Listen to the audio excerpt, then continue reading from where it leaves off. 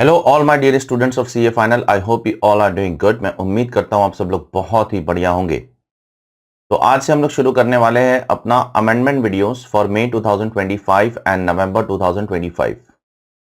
Now सबसे पहले एक चीज मैं आप लोगों को क्लैरिफाई कर देना चाहता हूं कि ये जो अमेंडमेंट वीडियोस है ये उन लोगों के लिए है जिन्होंने अपना एग्जाम नवंबर 2024 में दिया था और उन्होंने फाइनेंस एक्ट 2023 के हिसाब से पढ़ाई की थी और अनफॉर्चुनेटली वो नहीं पास हो पाए group 2 specially direct tax paper. तो अब उनको मई 2025 के अंदर फाइनेंस एक्ट 2024 के हिसाब से अमेंडमेंट पढ़ने पड़ेंगे। तो उस हिसाब से उनका जो प्रीवियस ईयर चेंज हो जाएगा, उनका असेसमेंट ईयर चेंज हो जाएगा, उनके किताब के अंदर बहुत सारे अमेंडमेंट्स आ चुके हैं और बहुत सारी चीजें चेंज हो चुकी है। ठीक है, तो उस हिसाब से मैं आप लोगों को बताना चाहता हूं कि ये सिर्फ उन लोगों के लिए, ये अमेंडमेंट वीडियोस उन लोगों के लिए रेलेवेंट है जो अपना एग्जाम नवंबर 2024 में नहीं दे पाए, स्किप कर दिया, या एग्जाम देने के बावजूद वो नहीं क्लियर हो पाए, अब मई 2025 में देना चाहते हैं। तो ये अमेंडमेंट वीडियोस आप पूरी तरीके से देखो, आपके सारे के सारे अमेंडमेंट्स इसमें कवर हो जाएंगे।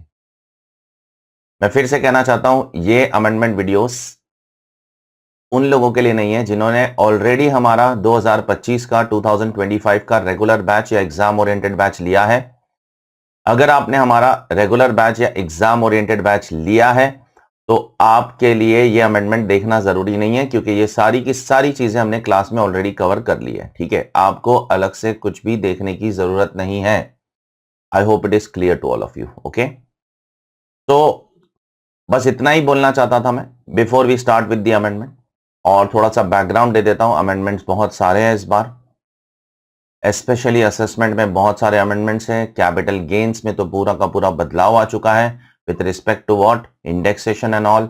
इंडेक्सेशन को निकाला गया है पूरी तरीके से, फिर से डाला गया है कुछ एक्सटेंट तक। तो बहुत ज्यादा खिचड़ी बनाई है सरकार ने, स्पेशली कैपिटल गेन्स के चैप्टर में। उसके अलावा बिजनेस एंड प्रोफेशन में थोड़े बहुत अमेंडमेंट है, एनआर में थोड़े बहुत अमेंडमेंट है, ट्रांसफर प्राइसिंग में थोड़े बहुत अमेंडमेंट है। बहुत ज्यादा अमेंडमेंट नहीं है इन टॉपिक्स में। इंटरनेशनल टैक्सेशन में बहुत ज्यादा चेंजेस नहीं है, जो भी ज्यादा चेंजेस है वो डायरेक्ट टैक्स में ही है। तो we are going to start with the amendment, and the amendment जो मैं कराऊंगा वो पूरा का पूरा आपको हमारी कलर बुक में से कराऊंगा, जो फुल्ली अपडेटेड है as per the latest finance act 2024 के हिसाब से अमेंडेड है। पूरी की पूरी किताब, पूरी की पूरी किताब आपको यहाँ पर फाइनेंस एक्ट 2024 के हिसाब से अमेंडेड मिलेगी। तो हम लोग पूरा का पूरा अमेंडमेंट सब इसी किताब से करने वाले हैं। ठीक है, ये किताब हमारी वेबसाइट पे भी अवेलेबल है arishkhan.com। आपको चाहिए तो आप वहां से ऑर्डर भी कर सकते हो। ओके, मैं हर एक अमेंडमेंट के पीछे का रीजन भी बताऊंगा, लॉजिक भी बताऊंगा कि ये अमेंडमेंट क्यों आया, किस कारण से आया, सरकार ने इस अमेंडमेंट को लाने के पीछे का लॉजिक क्या है, ये अमेंडमेंट जब नहीं हुआ करता था तो एसएससी किस तरीके से टैक्स इवेड किया करता था। इन सब चीजों के बारे में भी हम लोग बात करेंगे इस पर्टिकुलर लेक्चर के अंदर। ओके, तो that's it. Before we start, इतनी चीजें मुझे बोलनी थी। अब हम लोग शुरू करेंगे अपना अमेंडमेंट। ठीक है, एक कंपनी है Chennai properties and investment limited.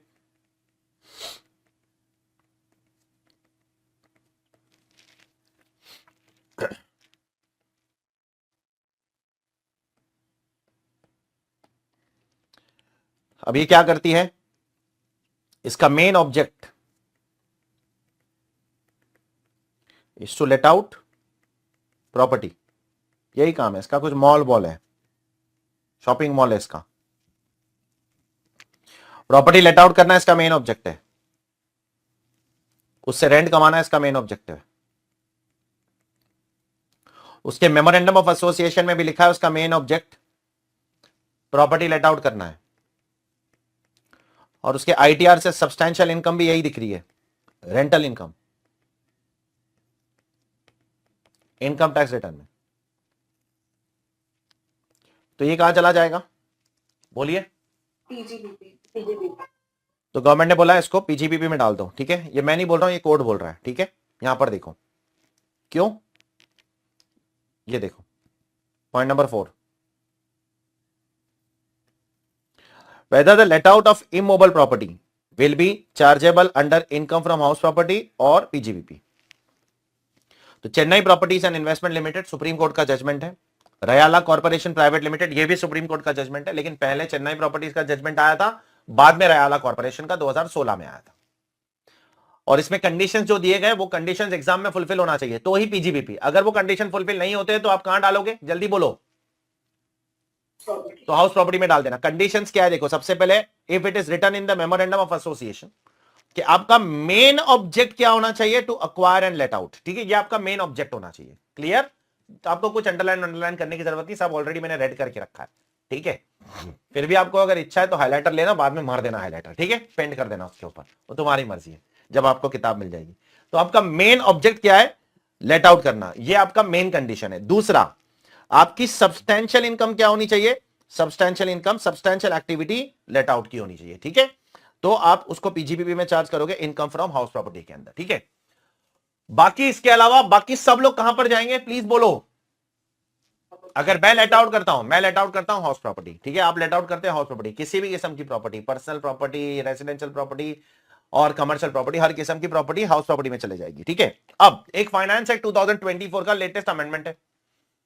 वो अमेंडमेंट क्या बोलता है कि अगर ये अमेंडमेंट मेनली किसके लिए आया पता है, मेनली इंसान के लिए आया है, बट इंडिविजुअल वर्ड कहीं लिखा नहीं है, मेनली इंसानों के लिए आया क्योंकि इंडिविजुअल से ऐसी हरकत करते थे, कंपनी में लोग ऐसी हरकत नहीं करते थे, तो इन्होंने मेनली इंडिविजुअल के लिए लाया, लेकिन इस इंडिविजुअल के चक्कर में सबको चपेट में ले लिया। ठीक है, और अभी बहुत क्लियरली क्लैरिफाई कर दिया है कि अगर कोई भी रेजिडेंशियल प्रॉपर्टी लेट आउट करता है, कौन सी property, residential property, green colour में आपको दिखेगा, क्यों, क्योंकि ये फाइनेंस एक्ट नंबर 2 2024 का अमेंडमेंट है, इसलिए ग्रीन कलर है और ये बहुत इंपॉर्टेंट है। जो भी बुक के अंदर ग्रीन होगा वो एब्सोल्युटली इंपॉर्टेंट है, एब्सोल्युटली। छोटा अमेंडमेंट है, एक वर्ड का अमेंडमेंट है, 10 लाइन का अमेंडमेंट है, 2 पेज का है, सब इंपॉर्टेंट है। ठीक है, उसको आप जरा भी हल्के में नहीं ले सकते हो। अब ये बहुत इंपॉर्टेंट अमेंडमेंट है जो बोलता है, बहुत ध्यान से सुनना, यहां पर मैंने अल्टीमेटली कंक्लूजन क्या किया है कि अगर कोई रेजिडेंशियल प्रॉपर्टी लेट आउट करता है तो वो हमेशा हमेशा हमेशा हाउस प्रॉपर्टी में आएगा, वो पीजीबीपी में नहीं आएगा। और अगर कोई कमर्शियल प्रॉपर्टी लेट आउट करता है तो फिर वो Chennai properties and investment limited का केस लॉ अप्लाई कर सकते हो। Is it clear all of you, please tell me. बोलना ये चाह रहा हूं कि ये जो अमेंडमेंट आया है ना, वो इस पर्टिकुलर केस लॉ को ओवरराइड, बोलो ना, ओवरराइड नहीं करता है, वो उसको ओवरराइड नहीं करता है। ठीक है, क्योंकि ये जो केस लॉ था ये किसके लिए था, कमर्शियल प्रॉपर्टीज के लिए था, राइट, रेजिडेंशियल प्रॉपर्टी के लिए था। कमर्शियल प्रॉपर्टी के लिए अगर आप लेट आउट करते हो और अगर आपका मेन ऑब्जेक्टिव क्या है, प्लीज बोलिए, लेट आउट करना है, तो यू कंटिन्यू डूइंग दैट। ठीक है, और सब्सटैंशियल इनकम अगर लेट आउट से आती है तो आप उसको कहां मानोगे, जल्दी बोलिए प्लीज, पीजीबीपी में। बस वो एक ही केस है, बस हमेशा याद रखना एक ही केस है। अगर आपका मेन ऑब्जेक्टिव है लेट आउट करना, आप कंपनी हो, आपका मेन ऑब्जेक्टिव है लेट आउट करना और सब्सटैंशियल इनकम लेट आउट से आती है तो पीजीबीपी। ठीक है, अदरवाइज हमेशा हाउस प्रॉपर्टी। और रेजिडेंशियल हाउस तो आंख बंद करके सबके लिए क्या माना जाएगा, प्लीज बोलिए, house property after the finance act 2024। अब जरा ध्यान से सुनना, इस साल गवर्नमेंट ने अमेंडमेंट्स में बहुत खिचड़ी बनाई है, दिमाग खराब करा है, तुम्हारा भी दिमाग खराब होने वाला है, मेरा भी होने वाला है। हम we will try to simplify both of us together. कुछ amendments middle of the year से एप्लीकेबल है, कुछ अमेंडमेंट्स फ्यूचर के लिए एप्लीकेबल है, कुछ अमेंडमेंट्स पास्ट के लिए भी एप्लीकेबल है। बहुत सारे अमेंडमेंट्स इस साल 1 अक्टूबर से एप्लीकेबल है, 1 अप्रैल से नहीं है। बहुत सारे अमेंडमेंट्स 1 जन से एप्लीकेबल है, मतलब सिर्फ लास्ट 3 महीने के लिए, 1 जन 2025। और कुछ लेजेंडरी अमेंडमेंट्स 23 जुलाई से भी एप्लीकेबल है, जिस दिन बजट आया, ठीक है, उस दिन से भी एप्लीकेबल है।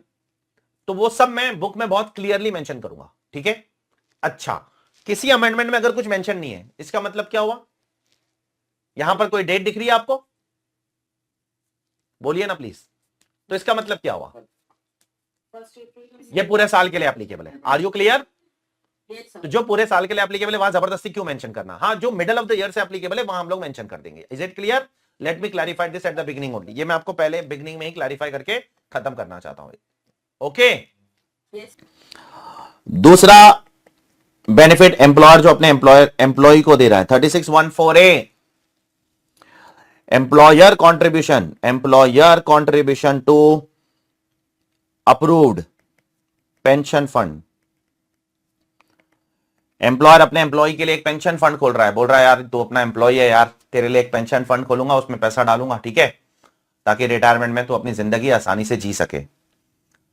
तो अगर एम्प्लॉयर अपने एम्प्लॉय के लिए पेंशन फंड खोल रहा है, उसका भी डिडक्शन एम्प्लॉयर को मिलेगा। ठीक है, बट यहां पर अब इन्होंने कैप डाल दिया है, कैप, उससे ज्यादा नहीं मिलेगा। और ये कैप इतना पसंद है इंस्टीट्यूट को कि बहुत बार एडजस्टमेंट्स के अंदर ये लोग ये कैप पूछते रहते हैं। ठीक है, कितना कैप है सर, मैक्सिमम कितना मिलेगा, मैक्सिमम बता रहा हूं, ठीक है, मैक्सिमम 10% ऑफ सैलरी। सुनो अभी गौर से मेरी बात, कितना? सैलरी का 10%। अब आप सवाल पूछोगे, सीए इंटर का स्टूडेंट अंदर से जागेगा, सर सैलरी मतलब क्या? सैलरी के तो इतने मतलब होते थे सर। तो यहां पर भी सैलरी का मतलब है, इसमें बेसिक आएगा plus DA, dearness allowance, which is in terms, DA in terms, ठीक है? ये दो ही चीज आएगा सैलरी के अंदर। Is it clear to all of you? Please tell me. तो यहां पर इन्होंने कैप डाल दिया है। अब इधर एक अमेंडमेंट आ गया है इन फाइनेंस एक्ट 2024, तो उसके लिए ये और इंपॉर्टेंट हो जाता है, ठीक है? और ये अमेंडमेंट गवर्नमेंट ने पास भी कर दिया है कि अब इस कैप को गवर्नमेंट ने बढ़ाकर 14% कर दिया है। कितना परसेंट कर दिया है बेटा? 14% कर दिया है। तो आपको यह चीज आपकी किताब के अंदर ग्रीन कलर में दिख जाएगी, ठीक है? You will find this in green colour. It means it is an amendment made by finance act number 2 2024। Is it clear? बढ़ो आगे। तो वो लोग है ना जानबूझ के एग्जाम में आपको क्या देंगे मालूम? कि एसएससी ने 2 लाख रुपए का, सुनो ना, एग्जाम में जानबूझ के वो लोग क्या करेंगे, ऐसा देंगे, पीएनएल में 2 लाख रुपए डेबिट कर देंगे, ठीक है? कितना? 2 लाख रुपए डेबिट कर देंगे और फिर नीचे नोट में डालेंगे सैलरी एसएससी की 10 लाख थी, एम्प्लॉय की 10 लाख सैलरी थी, ठीक है? तो फिर आपको क्या करना होगा? बोलना होगा कि भाई सिर्फ 1,40,000 ही अलाउड है, करेक्ट? और 60,000 आपको डिसअलाउ कर देना पड़ेगा। Is it clear all of you? Please tell me. तो अब उसकी वजह से मेरे को अपनी किताब के अंदर सारे क्वेश्चंस बदलने पड़ रहे हैं इसकी वजह से, ठीक है? तो अब ये इतने छोटे छोटे पॉइंट की वजह से ना we have to pay attention on each every question. मतलब एक अमेंडमेंट को 400 क्वेश्चन में देखना पड़ता है। हर एक अमेंडमेंट का 400 क्वेश्चन में कहीं पर भी इंप्लीकेशन आ सकता है। तो ऐसे 70 अमेंडमेंट पे 400 क्वेश्चन पे इंप्लीकेशन मल्टीप्लाई करना, तो कितने परम्यूटेशन कॉम्बिनेशन बनते सोचो। निर्मला सीतारमन का क्या जाता है, उसको तो खाली रेट चेंज करना है ना 10 से 14, ठीक है? काम तो हमारा पड़ता है जबरदस्ती का। लास्ट 2 चीज इनफैक्ट, एक इन्होंने एक अमेंडमेंट डाला है क्लैरिफिकेशन के लिए, एक चौथा पॉइंट डाल दिया इधर अभी फाइनेंस एक्ट 2024 के अंदर, सेकंड वाले फाइनेंस एक्ट में, जो पहले नहीं था, ठीक है? पहले 3 ही पॉइंट थे यहां पर।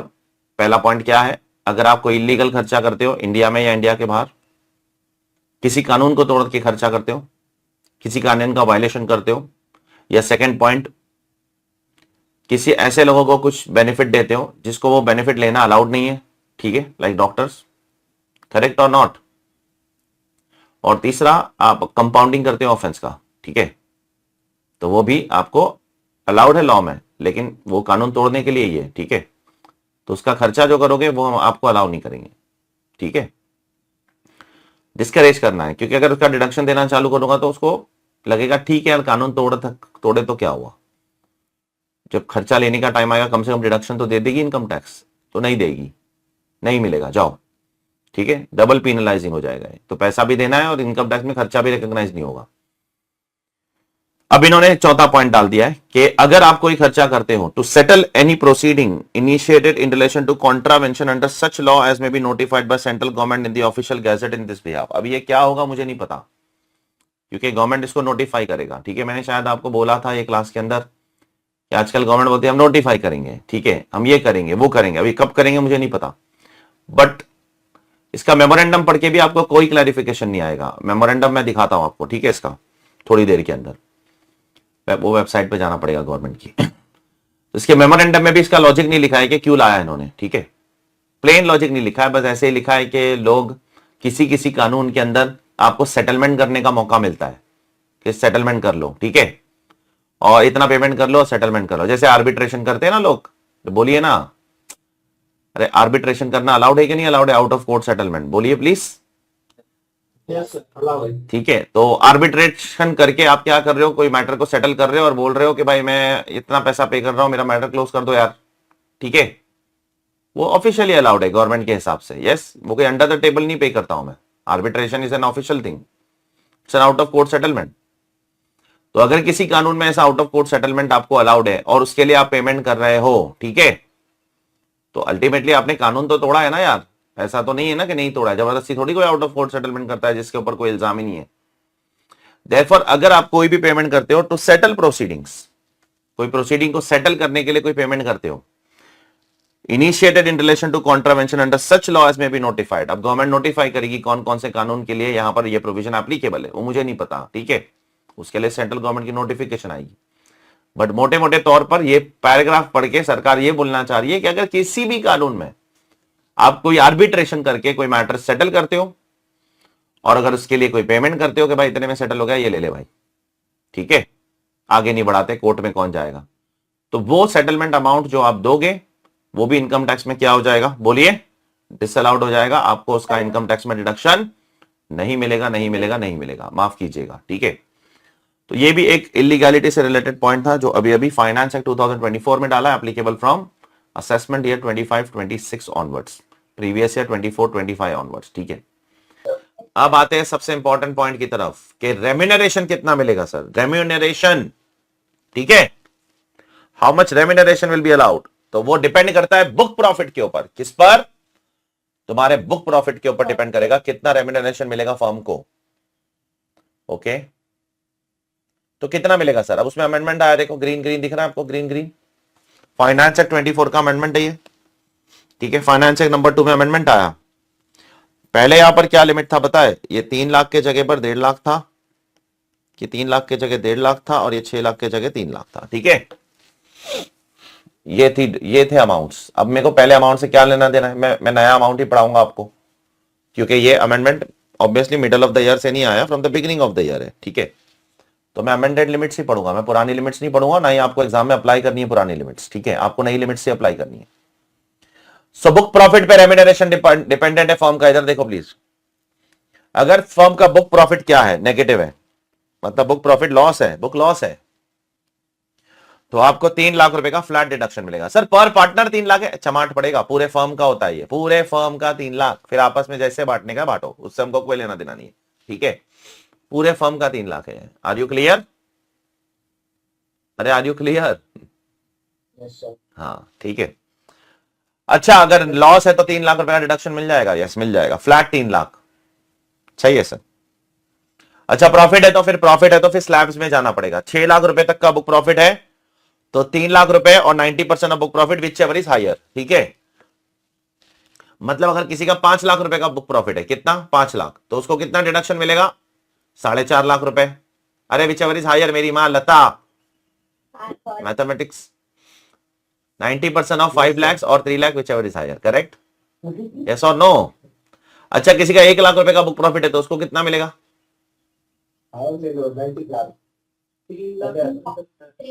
तो 3 लाख मिल जाएगा, 1 लाख का 90% और 3 lakh whichever is higher, ठीक है। फिर लॉस हो जाएगा, उसका रेम्यूनरेशन क्लेम करने के बाद लॉस हो जाएगा, होने दो, यस, क्योंकि लाख रुपए का प्रॉफिट है और आप 3 लाख रुपए का क्या क्लेम कर रहे हो, रेम्यूनरेशन क्लेम कर रहे हो, लॉस हो जाएगा, ठीक है, हो गया, कोई दिक्कत नहीं है, ठीक है। और अगर 6 लाख से भी ज्यादा का बुक प्रॉफिट है तो फिर आपके लिए क्या है, उसके बैलेंस अमाउंट पे से 9 लाख रुपए का बुक प्रॉफिट है। अगर 9 लाख का बुक प्रॉफिट है तो कैसे कंप्यूट करोगे बताइए जरा प्लीज, पहले 6 लाख पे 90%, आर यू क्लियर, पहले 6 लाख पे 90% और फिर बैलेंस 3 लाख रुपए पर 60%, इज इट क्लियर। तो इस तरीके से आप कंप्यूट करोगे। फिर से सवाल है मेरा, ये जो भी रेम्यूनरेशन आएगा आपको ये मिल जाएगा आंख बंद करके, सब्जेक्ट टू एक्चुअल है, सब्जेक्ट टू एक्चुअल है, आप एक्चुअली कितना रेम्यूनरेशन दे रहे हो पार्टनर को वो भी मैटर करता है, आर यू क्लियर, ठीक है। तो उतना पैसा, उतना अमाउंट आपको पार्टनर के कैपिटल अकाउंट या करंट अकाउंट में क्रेडिट करके रखना पड़ेगा, यस, फिर उसकी मर्जी जब विड्रॉ करना है करेगा वो, राइट और नॉट। तो चलिए अगले अमेंडमेंट की तरफ बढ़ते हैं। अगला अमेंडमेंट जो है आपका वो है सेक्शन 139 सबसेक्शन 3 के अंदर इन्होंने कुछ लिमिट्स बदली है। आप सभी को पता होगा कि अगर आपने लॉस रिटर्न भरना है तो आपको लॉस रिटर्न समय पे भरना होता है। अगर आपको पीजीबीपी लॉस या कैपिटल गेन के लॉसेस को कैरी फॉरवर्ड करना है then you have to file the return on time. आप रिटर्न टाइम पे नहीं भरोगे तो लॉस आप कैरी फॉरवर्ड नहीं कर सकते हो। कौन से वाले, पीजीबीपी और कैपिटल गेन्स वाले।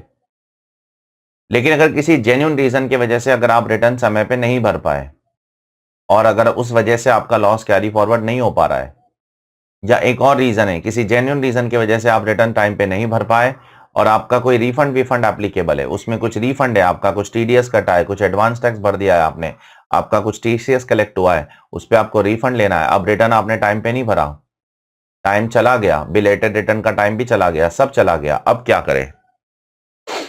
अब आपको सीबीडीटी के पास जाकर कॉन्डोनेशन लेटर देना होता है। तो उसकी कुछ लिमिट्स थी, अगर आपको याद है तो हमने पढ़ा था पहले, उस लिमिट्स में सरकार ने कुछ बदलाव किया है। तो यहां पर पहले लिमिट वो कुछ 50 लाख रुपए तक आपको कमिश्नर के पास जाना होता था, अब 1 करोड़ रुपए तक आपको कमिश्नर के पास जाना है। पहले 50 लाख तक की लिमिट थी।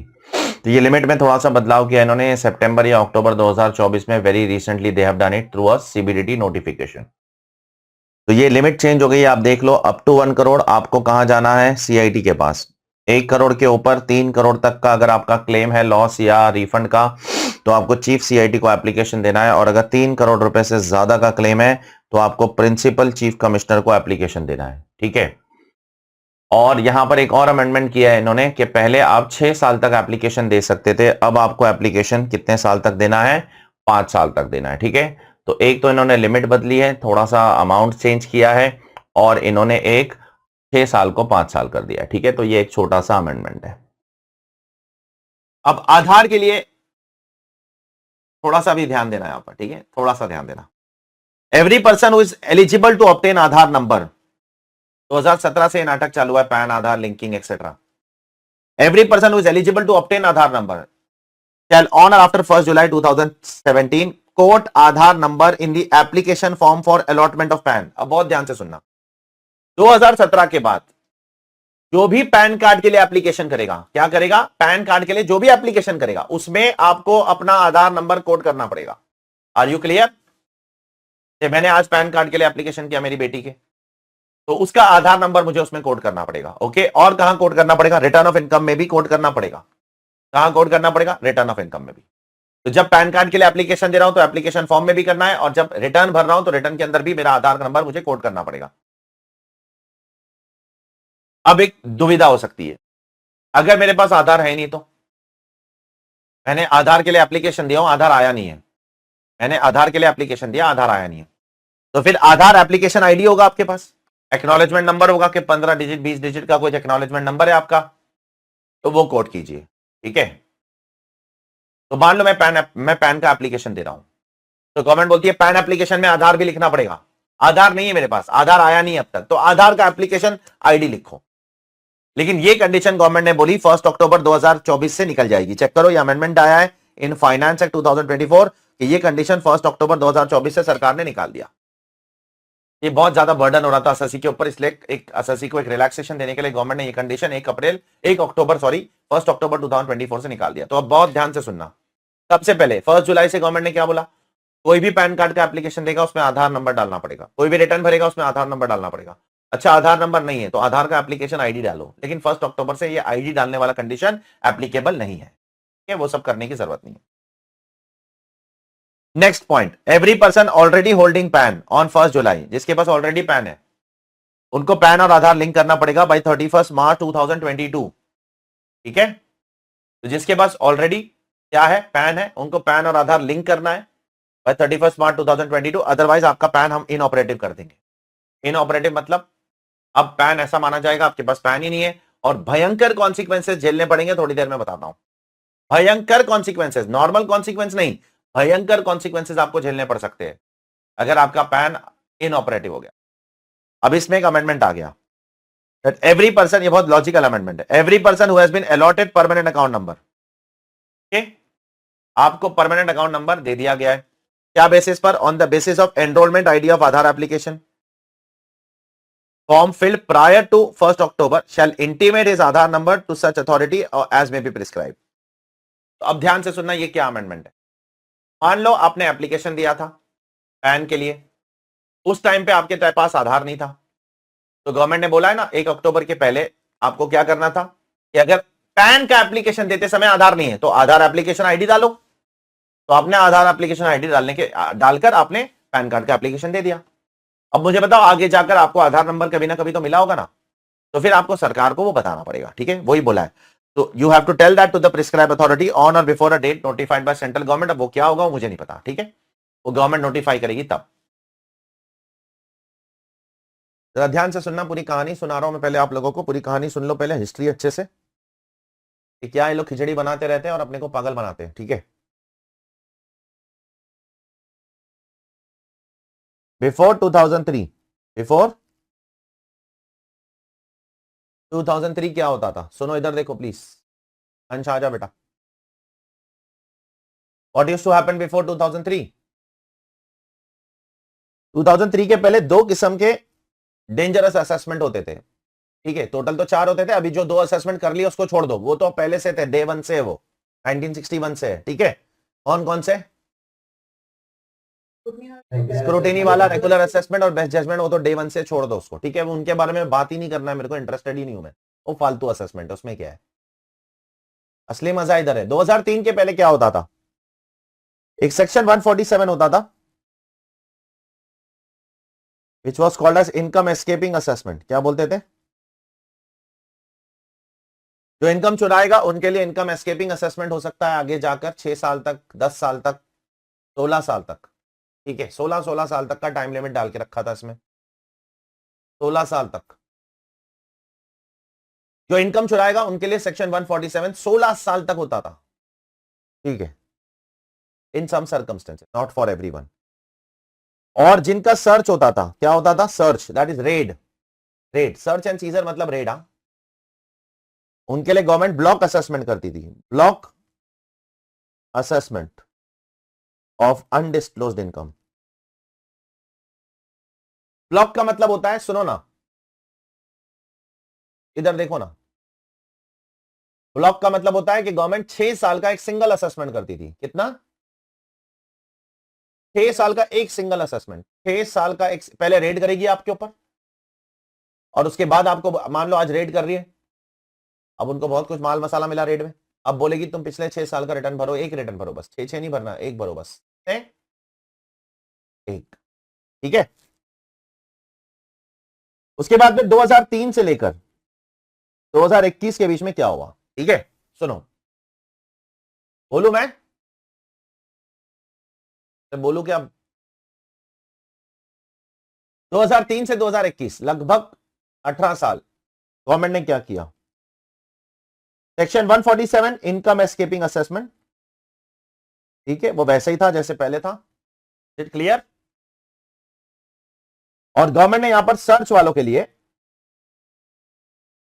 सर्च वालों के लिए बोलू ब्लॉक का कॉन्सेप्ट निकाल दिया, ठीक है, क्या निकाल दिया?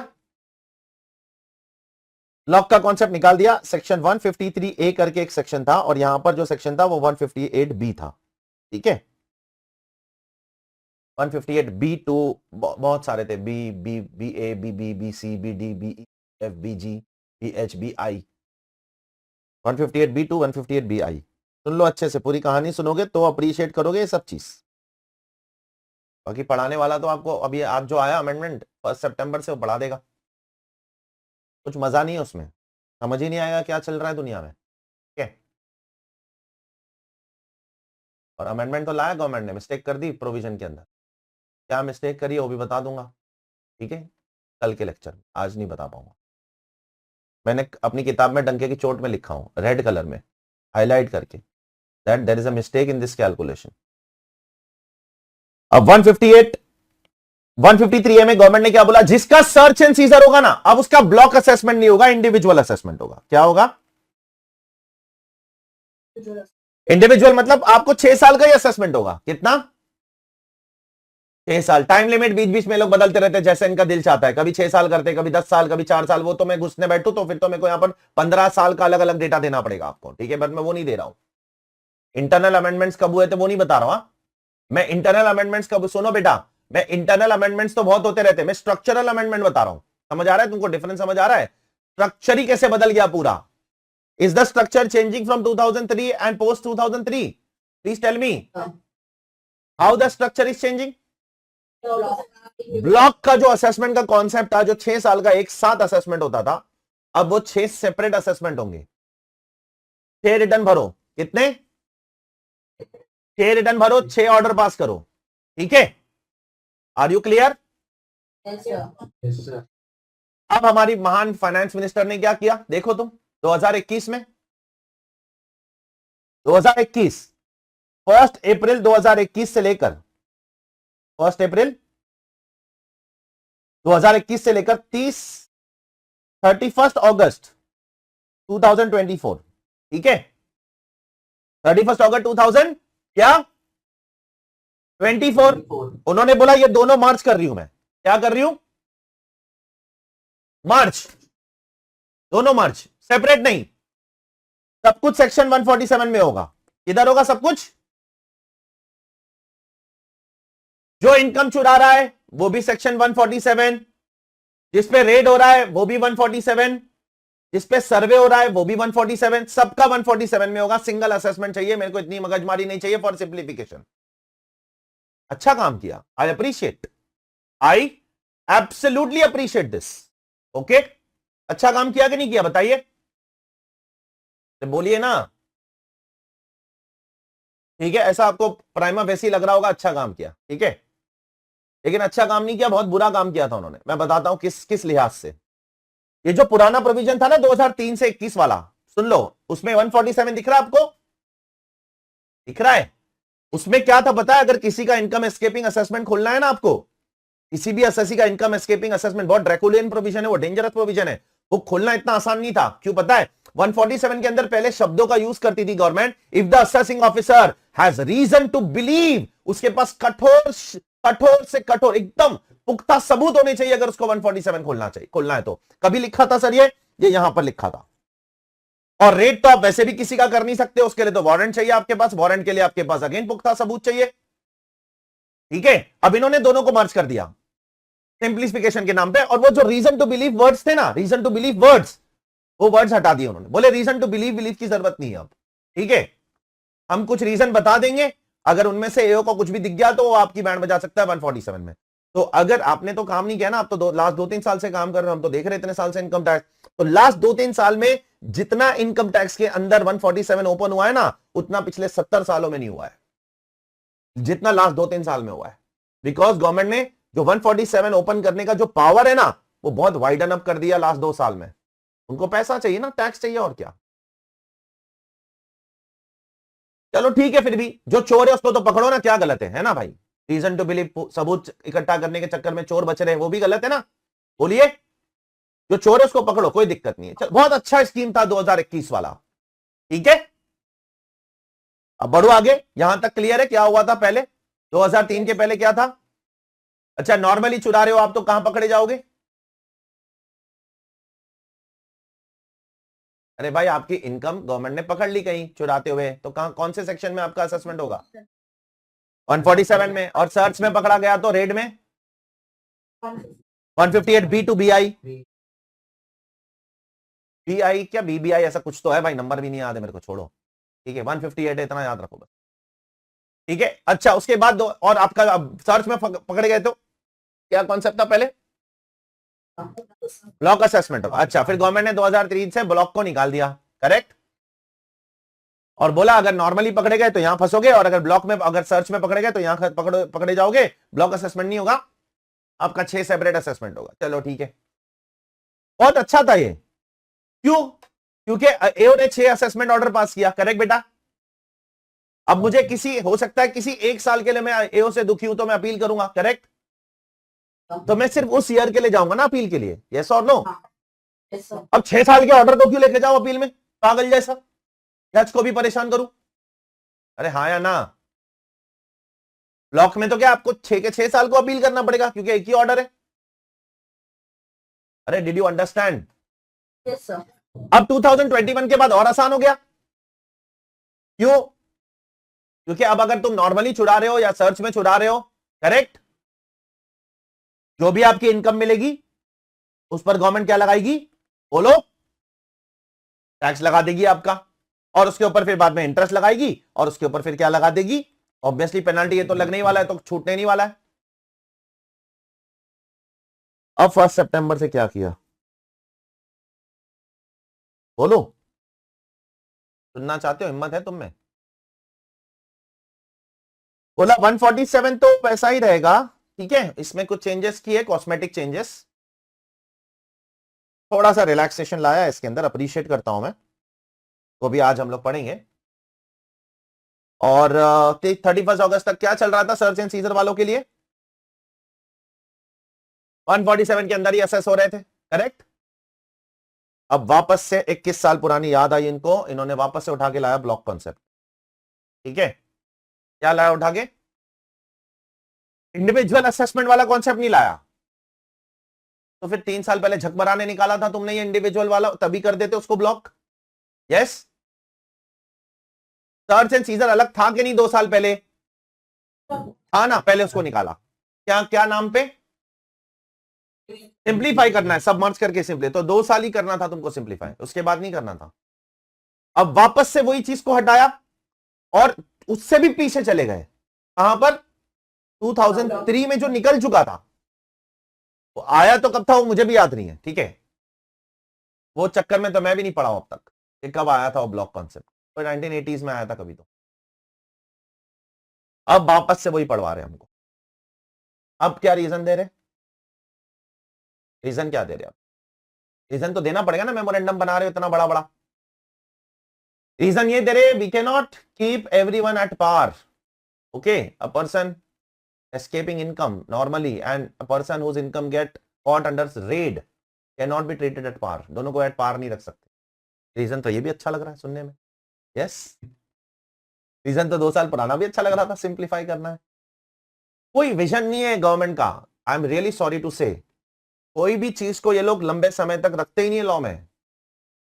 ये आज लाया कल हटाया, ये आज लाया कल डिलीट मारा, फिर लाया फिर डिलीट मारा, फिर लाया फिर डिलीट, इतना कॉम्प्लिकेट कर दिया इन्होंने हर चीज। पिछले साल भयंकर अमेंडमेंट लाए थे गवर्नमेंट ने 147 में, सर्च एंड सीजर को लेकर। किसको लेकर? 147, क्योंकि 147 में ही कवर था ना सर्च। उसमें भयंकर अमेंडमेंट लाए थे सर्च एंड सीजर को लेकर, भयंकर। बहुत मेहनत करके एसएससी ने समझा, मैंने एज ए टीचर समझा, बच्चों को पढ़वाया। अब उन्होंने वहां से वो 147 से सर्च एंड सीजर को निकाल दिया और नया सेक्शन बना दिया, वो अमेंडमेंट का चलेगा डब्बे में 1 साल के लिए। डिपार्टमेंट का भी तो वेस्ट हो रहा है ना टाइम अननेसेसरली। एक साल के लिए इतनी मेहनत कर रहे हो लोग, एक अमेंडमेंट पे कितना सोचना पड़ता है उनको। तो अभी हमारा क्या स्टेटस है? ऑब्वियसली हम लोग पुराना लॉ इस केस में नहीं पढ़ने वाले, हमको इंटरेस्ट भी नहीं है ना पुराना लॉ, अब हम क्यों पढ़ेंगे? इस केस में हमको सिर्फ नया ही पढ़ना है जो सितंबर से एप्लीकेबल है, ठीक है। क्योंकि अभी जो भी रेड होगा, जो भी एसएससी का रेड फर्स्ट, देखो डेट भी कितनी प्यारी मिली अपने को प्रोविजन पढ़ने के लिए, ठीक है। जो भी एसएससी का रेड 1 सितंबर 2024 या उसके बाद होगा, उनके लिए ये डिवाइड हो चुका है 147 एंड सर्च एंड सीजर, ठीक है। तो अभी हम लोग आज पहले पढ़ेंगे 147, ठीक है। जब 147 पूरा हो जाएगा आज के लेक्चर में, अगर होता है तो अच्छी बात है, ना तो कल कंटिन्यू करूंगा मैं। उसके बाद हम लोग सर्च एंड सीजर के पहले पावर देखेंगे कि रेड में क्या होता है, ओके। और उसके बाद हम लोग रेड का असेसमेंट पढ़ेंगे, ब्लॉक असेसमेंट, ठीक है। जो 158 से लेकर पता नहीं बीबीआई तक कितने सेक्शन बना के रखे, वो देखेंगे कल। तो आज हम लोग शुरू कर रहे हैं अपना सेक्शन 147। अब सेक्शन 147 में इनको इसलिए अमेंडमेंट करना पड़ा, तुम लोग खुद समझ जाओ क्यों अमेंडमेंट करना पड़ा इस साल सेक्शन 147 में, बताइए सब लोग। एक चीज का नामो निशान यहां से हटाना था, इसलिए सर्च एंड सीजर का नामो निशान यहां से हटाना है, वो भी किया उन्होंने। और दूसरा कुछ रिलैक्सेशन भी दिया है, वो अप्रिशिएट करना चाहिए, ठीक है। पहले थोड़ा सा ज्यादा कठोर था ये सेक्शन, थोड़ा सा रिलैक्स किया है और सर्च एंड सीजर को बहुत ज्यादा कठोर बना दिया है। और इन्होंने सर्च एंड सीजर, सुनो ना इधर, पहले सब एक ही सेक्शन में फंसते थे ना, अभी इन्होंने ब्लॉक असेसमेंट के अंदर बोला है 60% टैक्स लगेगा। कितना? 60% फ्लैट टैक्स सबके लिए, ठीक है। इंडिविजुअल हो, एचयूएफ हो, फर्म हो, कंपनी हो, जो भी हो, ठीक है। तो सर्च रेड में पकड़े जाओगे तो कितना टैक्स? फ्लैट 60%। और यहां पर 147 में जैसे सबको लगता है वैसे, ठीक है, जैसे आपको लगता है नॉर्मल रेट, मैक्सिमम जो आपका 30% रेट है वो, यस, उससे तो ज्यादा किसी का है नहीं ना। फॉरेन कंपनी का होगा 35%, राइट, उससे ज्यादा नहीं। तो अभी मैं फिलहाल आज हम लोग बिल्कुल भी सर्च एंड सीजर वीजर ये सब कुछ नहीं बोलेंगे, चुप बैठेंगे, ठीक है। अच्छा, सर्वे में कुछ पकड़ा गया तो कहां फंसेगा बंदा?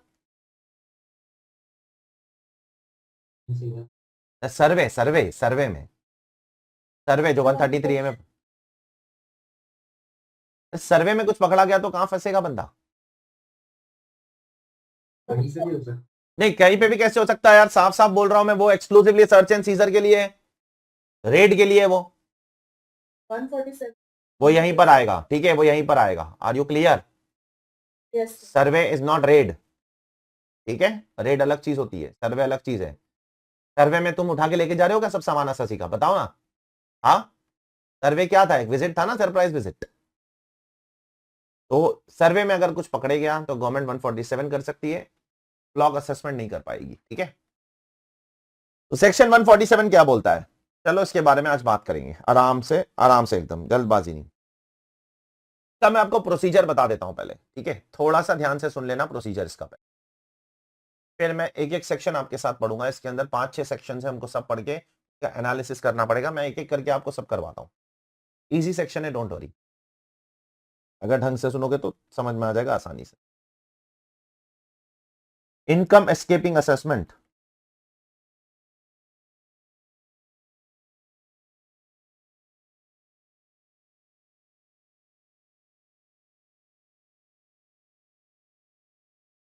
क्या होगा सर इसके अंदर? मान लो आप असेसी हो मिस्टर ए,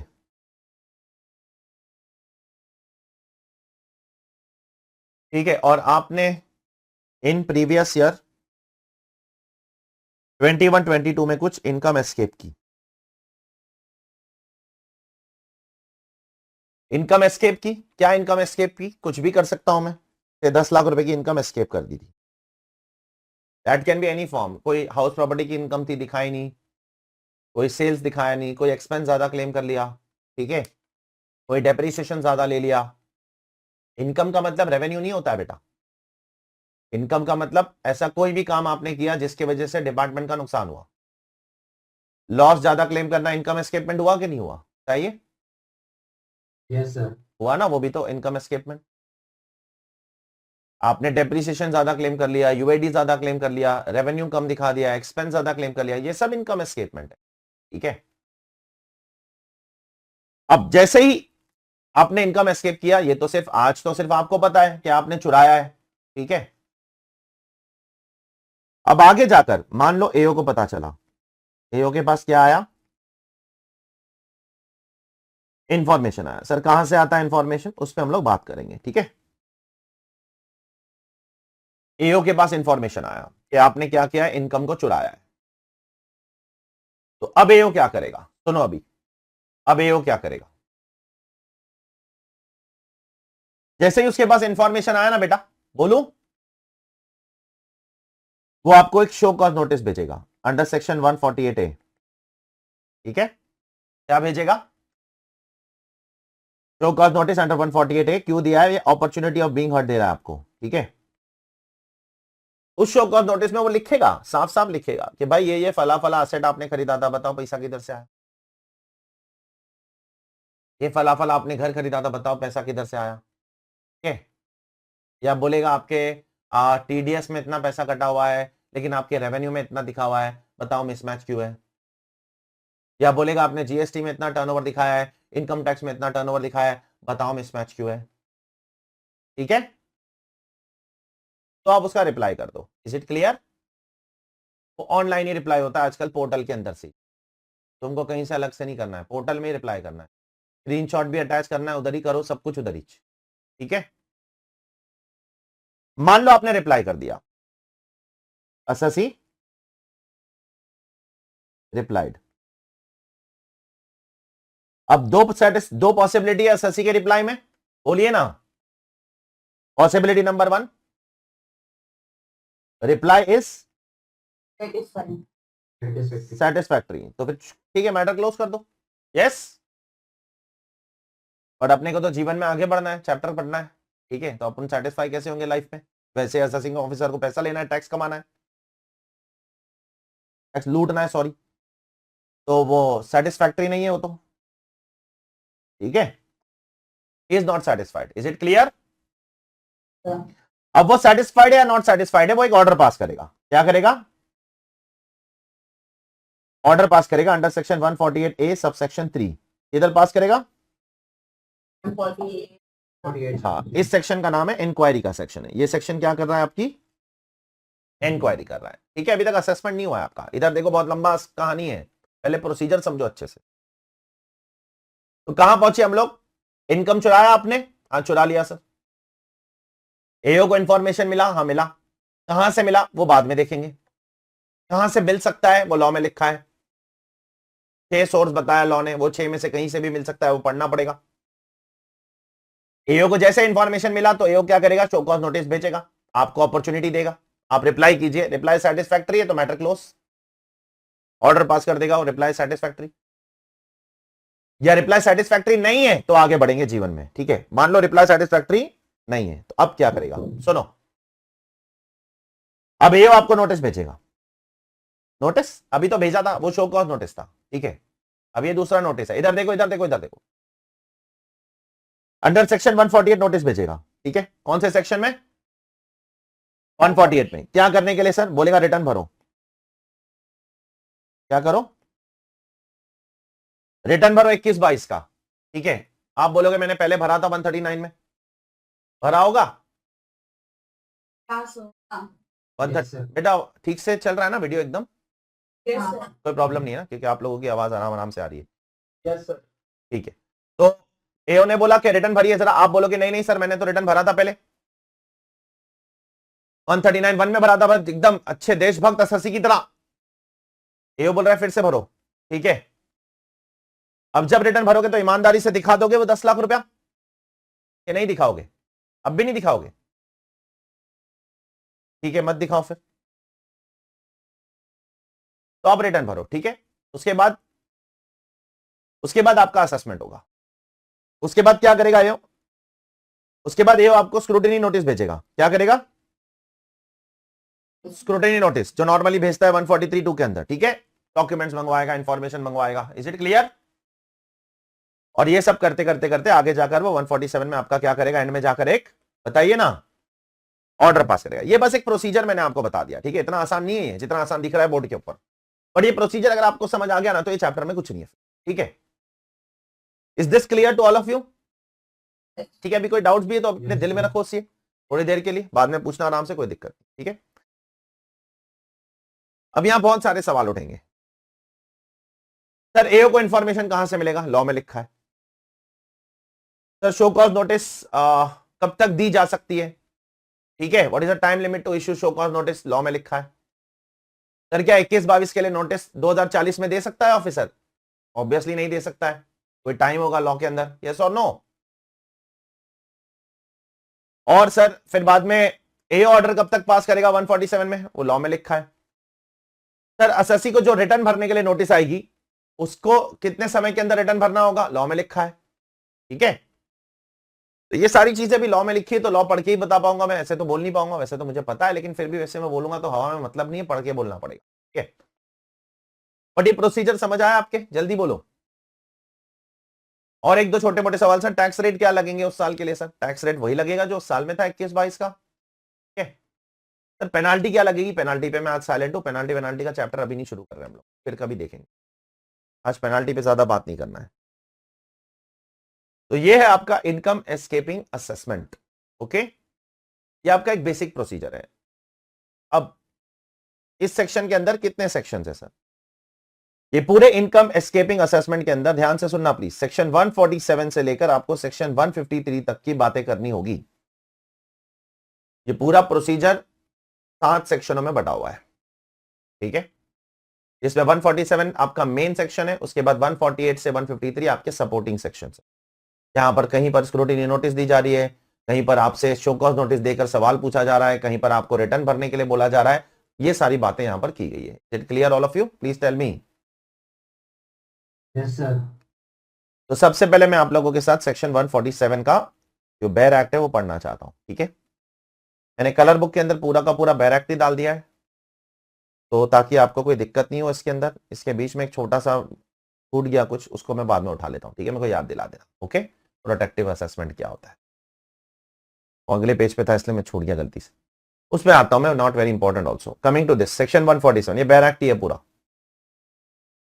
ये आपका सेक्शन 147 का टेक्स्ट है। If any income chargeable to tax has escaped assessment और any AY, the AO may subject to section 148 to 153। तो इससे यह पता चला कि 147 में असेसमेंट करना है तो 148 से 153 पढ़ना पड़ेगा अच्छे से। ठीक है, assess or reassess such income and also any other income chargeable to tax which has escaped assessment and which comes to the notice subsequently in the course of the proceeding, or recompute the loss or depreciation allowance or any other allowance as the case may be for such a. ठीक है, मैं आराम आराम से करता हूं उसका पूरा एनालिसिस एक एक करके। तो जैसे कि आप जानते हो ये सेक्शन ही इनकम एस्केपिंग असेसमेंट है। तो अब सवाल ये उठ रहा है, दोनों इधर देखो, इनकम किसके वजह से एस्केप हो सकती है, इधर देखो, इनकम एस्केप किसके वजह से हो सकती है? तो आप बोलोगे ऑब्वियसली सर पड़ोसी की वजह से थोड़ी होगी, आपकी वजह से ही होगी। ठीक है, आप ही ने गलती किया है तो आपसे ही एस्केप होगी ना, और किससे होगी? तो income can escape not because of one reason but because of two reason. दो रीजन की वजह से आपकी इनकम एस्केप हो सकती है। एक तो असासी के डिफॉल्ट की वजह से, ओके, असासी ने डिफॉल्ट किया, असासी ने छुपा दिया इनकम, मिसाल के तौर पर वही deliberate act of hiding the income.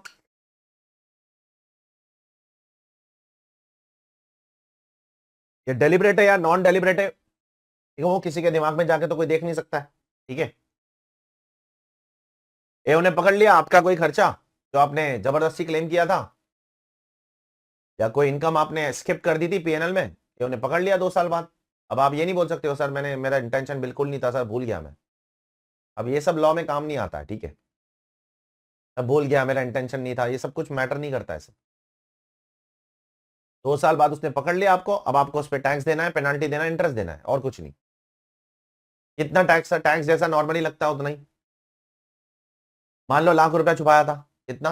Lakh रुपया, तो से 30% टैक्स है फॉर एग्जाम्पल, तो 30,000 टैक्स दे दो, ठीक है। और पेनाल्टी सर, पेनाल्टी उस 30,000 की 200%, तो कितनी हो गई सर? 60,000 पेनाल्टी, 90,000 तो यही होगा। बचा क्या? रुको रुको, बचेगा कुछ नहीं, रुको जरा, एक्स्ट्रा जेब से मांग के लाना पड़ेगा पड़ोसी से, और सर और इंटरेस्ट देना पड़ेगा टैक्स के ऊपर। पेनाल्टी पे इंटरेस्ट नहीं लगता है, टैक्स पे लगता है, टैक्स पे इंटरेस्ट देना पड़ेगा। फिर तो ये 100 लाख रुपए के ऊपर चला जाएगा, जा सकता है। मत करो ऐसे काम, और क्या। तो असेसी की वजह से इनकम एस्केप हो सकती है। इनकम एस्केप में कुछ भी आ सकता है, आपने लॉस ज्यादा क्लेम कर लिया, डेप्रिसिएशन ज्यादा ले लिया, खर्चा ज्यादा क्लेम कर दिया, रेवेन्यू दिखाया नहीं, ठीक है, कैपिटल गेन्स में गड़बड़ी दिखा दी, हाउस प्रॉपर्टी में कहीं पर भी कुछ भी गड़बड़ी हो सकती है। बट मेनली बिजनेस वालों को पकड़ती है। ऐसा नहीं है कि सिर्फ बिजनेस वालों को पकड़ती है, दूसरों को भी पकड़ सकती है। दूसरा क्या होता है, ये जरा ध्यान से सुनना, ये मैं I want to draw your attention on this point. Income can also escape because of subsequent development in law. अब ये थोड़ा टेक्निकल टर्म है।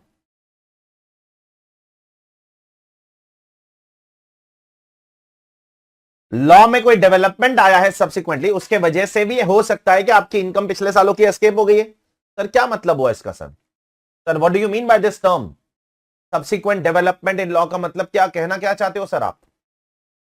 अब इसका मतलब क्या है, सुनो बेटा, मान लो प्रीवियस ईयर 21-22 में कोई एक्सपेंस था, ठीक है,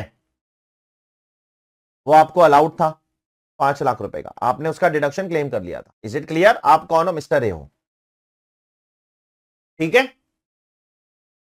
2021-22 में आप मिस्टर ए हो, आपने 5 लाख रुपए का एक डिडक्शन क्लेम किया था पीजीबीपी में, ठीक है। अब मिस्टर बी का एक केस चल रहा था, similar case in supreme court, ठीक है, बहुत ध्यान से सुनो प्लीज। मिस्टर बी का सिमिलर केस चल रहा था सुप्रीम कोर्ट में। हो सकता है मिस्टर बी के एओ ने वो डिसअलाउ किया होगा, हो सकता है। अरे नहीं तो क्यों जाएगा मिस्टर बी कोर्ट में, मजा आ रहा है उसको जाने।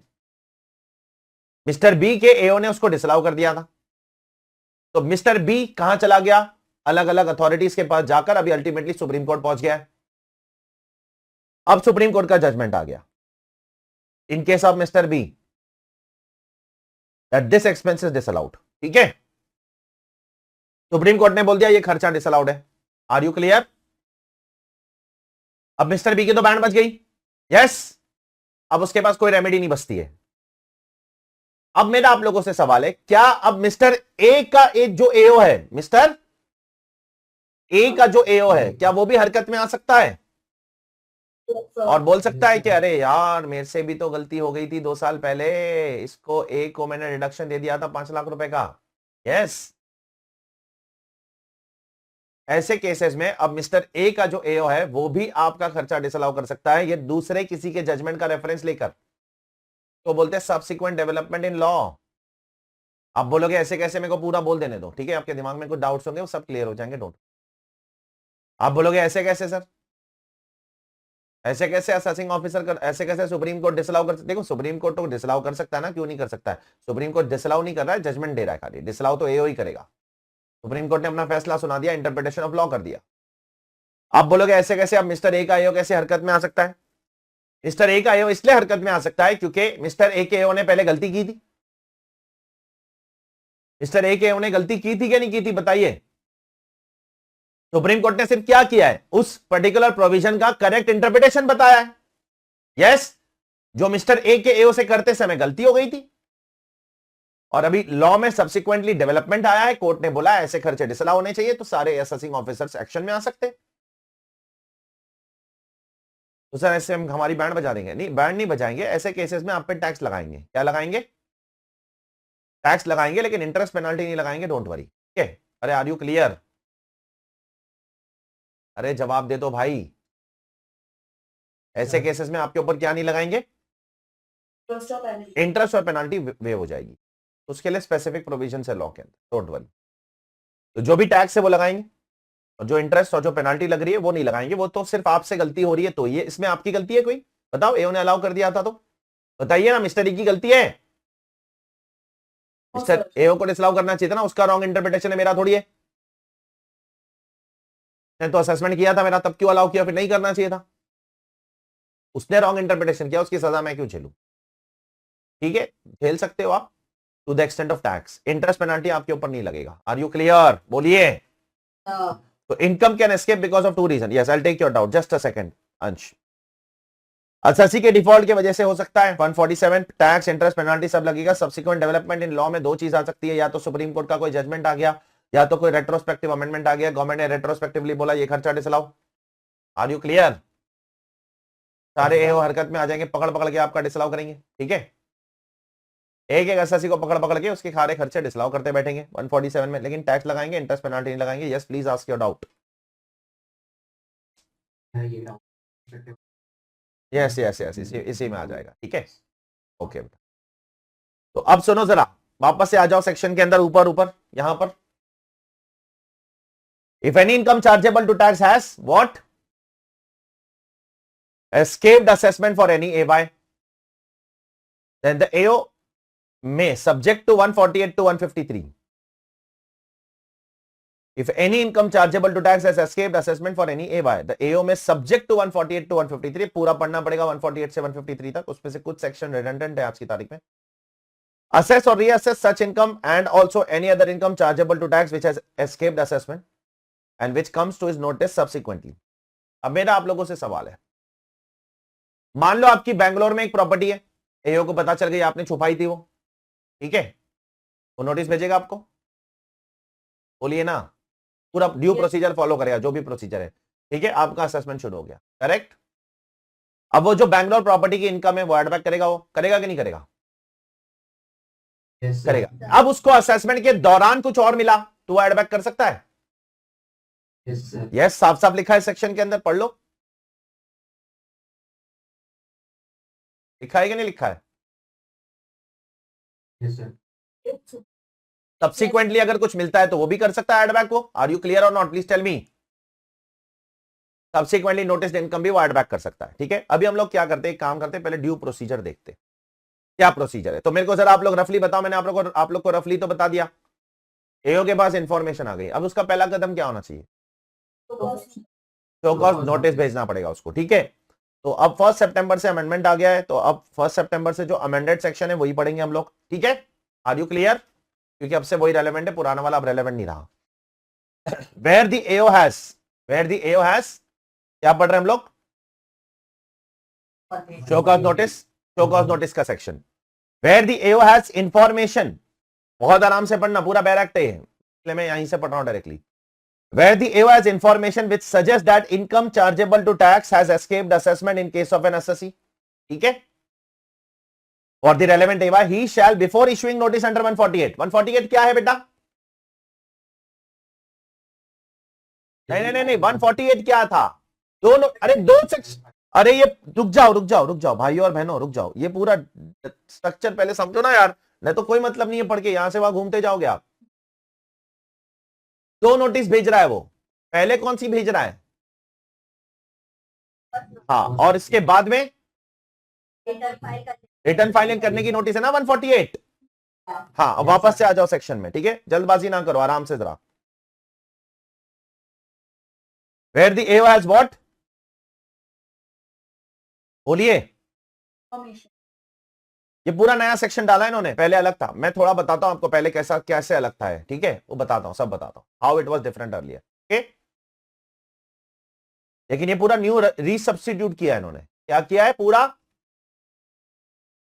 एक एक सबसेक्शन नहीं बदला है, चारों सबसेक्शन उड़ा के बोला ये चारों नए हैं, ठीक है। तो क्या होता है, वर्ड्स चेंज करते हैं ना बीच में, वो नहीं किया है पूरा, इसलिए पूरा ग्रीन, इसलिए हरियाली चाहिए हुई है, इसलिए हरियाली चाहिए पूरी। Where the AO has information, क्या इंफॉर्मेशन है जिससे उसको क्या लग रहा है, इनकम एस्केप हुई है। यहां तक क्लियर है सबको। In case of an SSC for 11 year ही shall before issuing notice under what, 148 ये कौन सा नोटिस है, रिटर्न फाइल। रिटर्न भरवाने के पहले एक्सरसाइज करेगा वो, यस, एक होमवर्क करना है उसको। क्या होमवर्क है,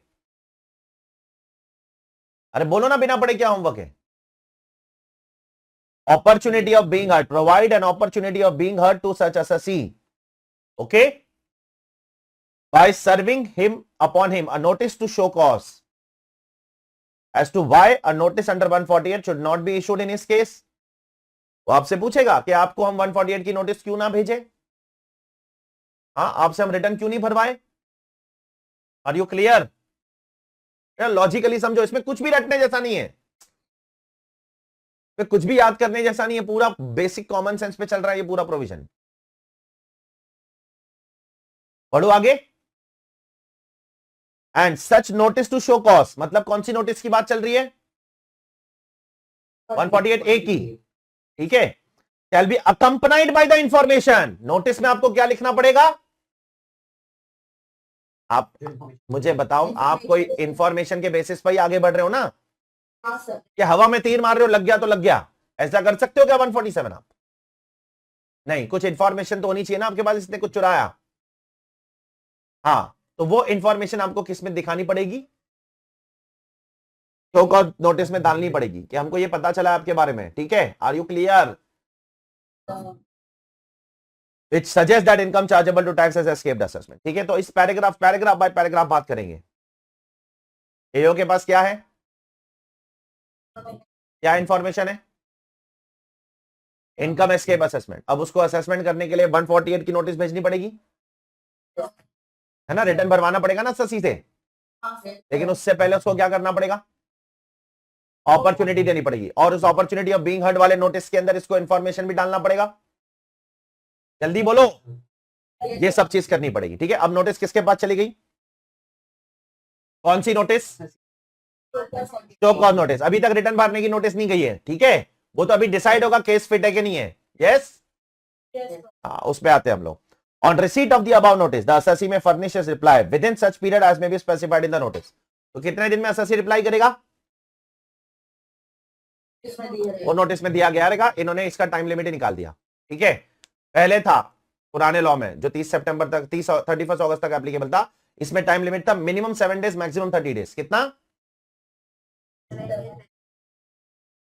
मैक्सिमम, इतना टाइम फ्रेम दिया था उन्होंने, अभी निकाल दिया, ठीक है। आर यू क्लियर, अभी बोला नोटिस के अंदर एओ बताएगा, आर यू क्लियर, हाँ। सेकंड, आपने रिप्लाई कर दिया, ओके बेटा, बोलो ना, यस सर। या आपने रिप्लाई नहीं किया, दोनों पॉसिबिलिटी है। हाँ सर। अरे मैं तो नालायक अससी हूं, मुझे पता ही नहीं कब नोटिस आई, ठीक है। अब एओ क्या करेगा, the AO shall on the basis of material available on the record, AO के पास जो इंफॉर्मेशन है, करेक्ट, एंड एओ के पास अब एक और चीज आ जाएगी, क्या आ जाएगा, अससी का रिप्लाई। पूरी स्टोरी की तरह समझो इसको, कहानी की तरह समझो, नहीं तो इसको सब्जेक्ट की तरह मत पढ़ो, ठीक है। उस सिचुएशन में घुसना पड़ेगा तुमको। अससी और एओ की हम लोग क्या करेंगे, पूरी कहानी बनाएंगे। तो अब एओ के पास क्या है, मेरा जो ढूंढा हुआ मटेरियल था, आपका रिप्लाई भी है, करेक्ट, उसके बेसिस पर मैं 2 ओपिनियन फॉर्म कर सकता हूं, क्या 2 ओपिनियन फॉर्म कर सकता हूं कि आगे बढ़ना है जीवन में कि नहीं बढ़ना है, correct. If any pass an order with the prior approval of specified authority. अब इसको क्या करना पड़ेगा, आगे बढ़ने के लिए क्या करना पड़ेगा, बोलो ना, अपने बलबूते नहीं कर सकता ये, ठीक है।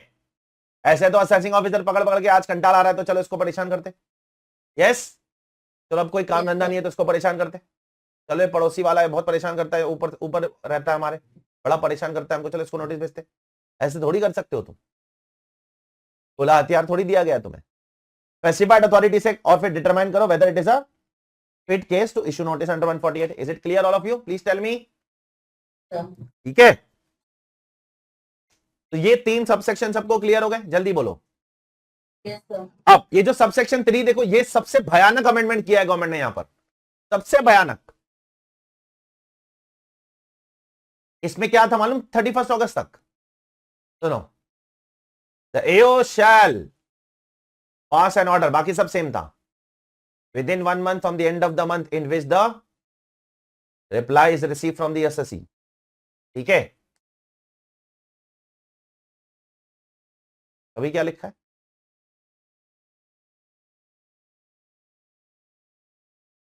क्या है, क्या कुछ लिख, क्या है, Order pass. अब उसके पास अगर टाइम नहीं है तो 3 महीने बाद भी ऑर्डर पास कर सकता है आपका। तो कुछ समझ आया क्या बोल रहा हूं, 2 महीने बाद भी ऑर्डर पास कर सकता है, ठीक है। Are you clear, Yes, sir. हाँ। तो अब यहां से 1 महीने का टाइम लिमिट हटा दिया इन्होंने, क्लियर है सबको, एओ के डिस्क्रिप्शन पे डाल दिया, जब करना है कर, कि भी एक तय समय है, तुमको थोड़ी देर बाद पता चलेगा, जब करना है कर का मतलब ये नहीं होता है कि 2 साल बाद करेगा, थोड़ी देर में पता चलेगा कब तक मैक्सिमम कर सकता है वो। बट यहां लॉ में से डायरेक्टली टाइम लिमिट हटा दिया है, 1 मंथ का टाइम था पहले, वो 1 मंथ का टाइम हटा दिया है। मैं आपको बताता हूं, देखो ये पुराना लॉ इधर वेबसाइट पे अभी भी पड़ा हुआ है, तुम्हारा इनकम टैक्स डिपार्टमेंट का वेबसाइट है, ठीक है। तो मेरे हिसाब से तो अपडेट नहीं हुआ होगा, हो गया होगा तो फिर नया दिखेगा। जहां तक मैं जानता हूं इनकी काबिलियत पे, ये फाइनेंस एक्ट आके जमाना हो गया, हुआ कि नहीं हुआ जमाना, यस, होना क्या चाहिए, इतना बड़ा गवर्नमेंट लेके बैठे हो ना तुम, क्या होना चाहिए, सेम डे अपलोड होना चाहिए। तो मुझे पूरा भरोसा है कि इन्होंने अपलोड नहीं किया है, ऊपर लिखा है as updated by finance act, but ये फाइनेंस एक्ट नंबर 1 से अपडेट करके रखा है, 2 नहीं किया है, हाँ दिख रहा है, ये दिख रहा है आपको, इसमें decide on the basis of, point number D पढ़ना, by passing an order with the prior approval of specified authority within, बोलो ना, 1 month. ठीक है, with in 1 month, clear, are you clear. Sir. और अभी नया लॉ क्या है देखो, ये आपका नया लॉ है,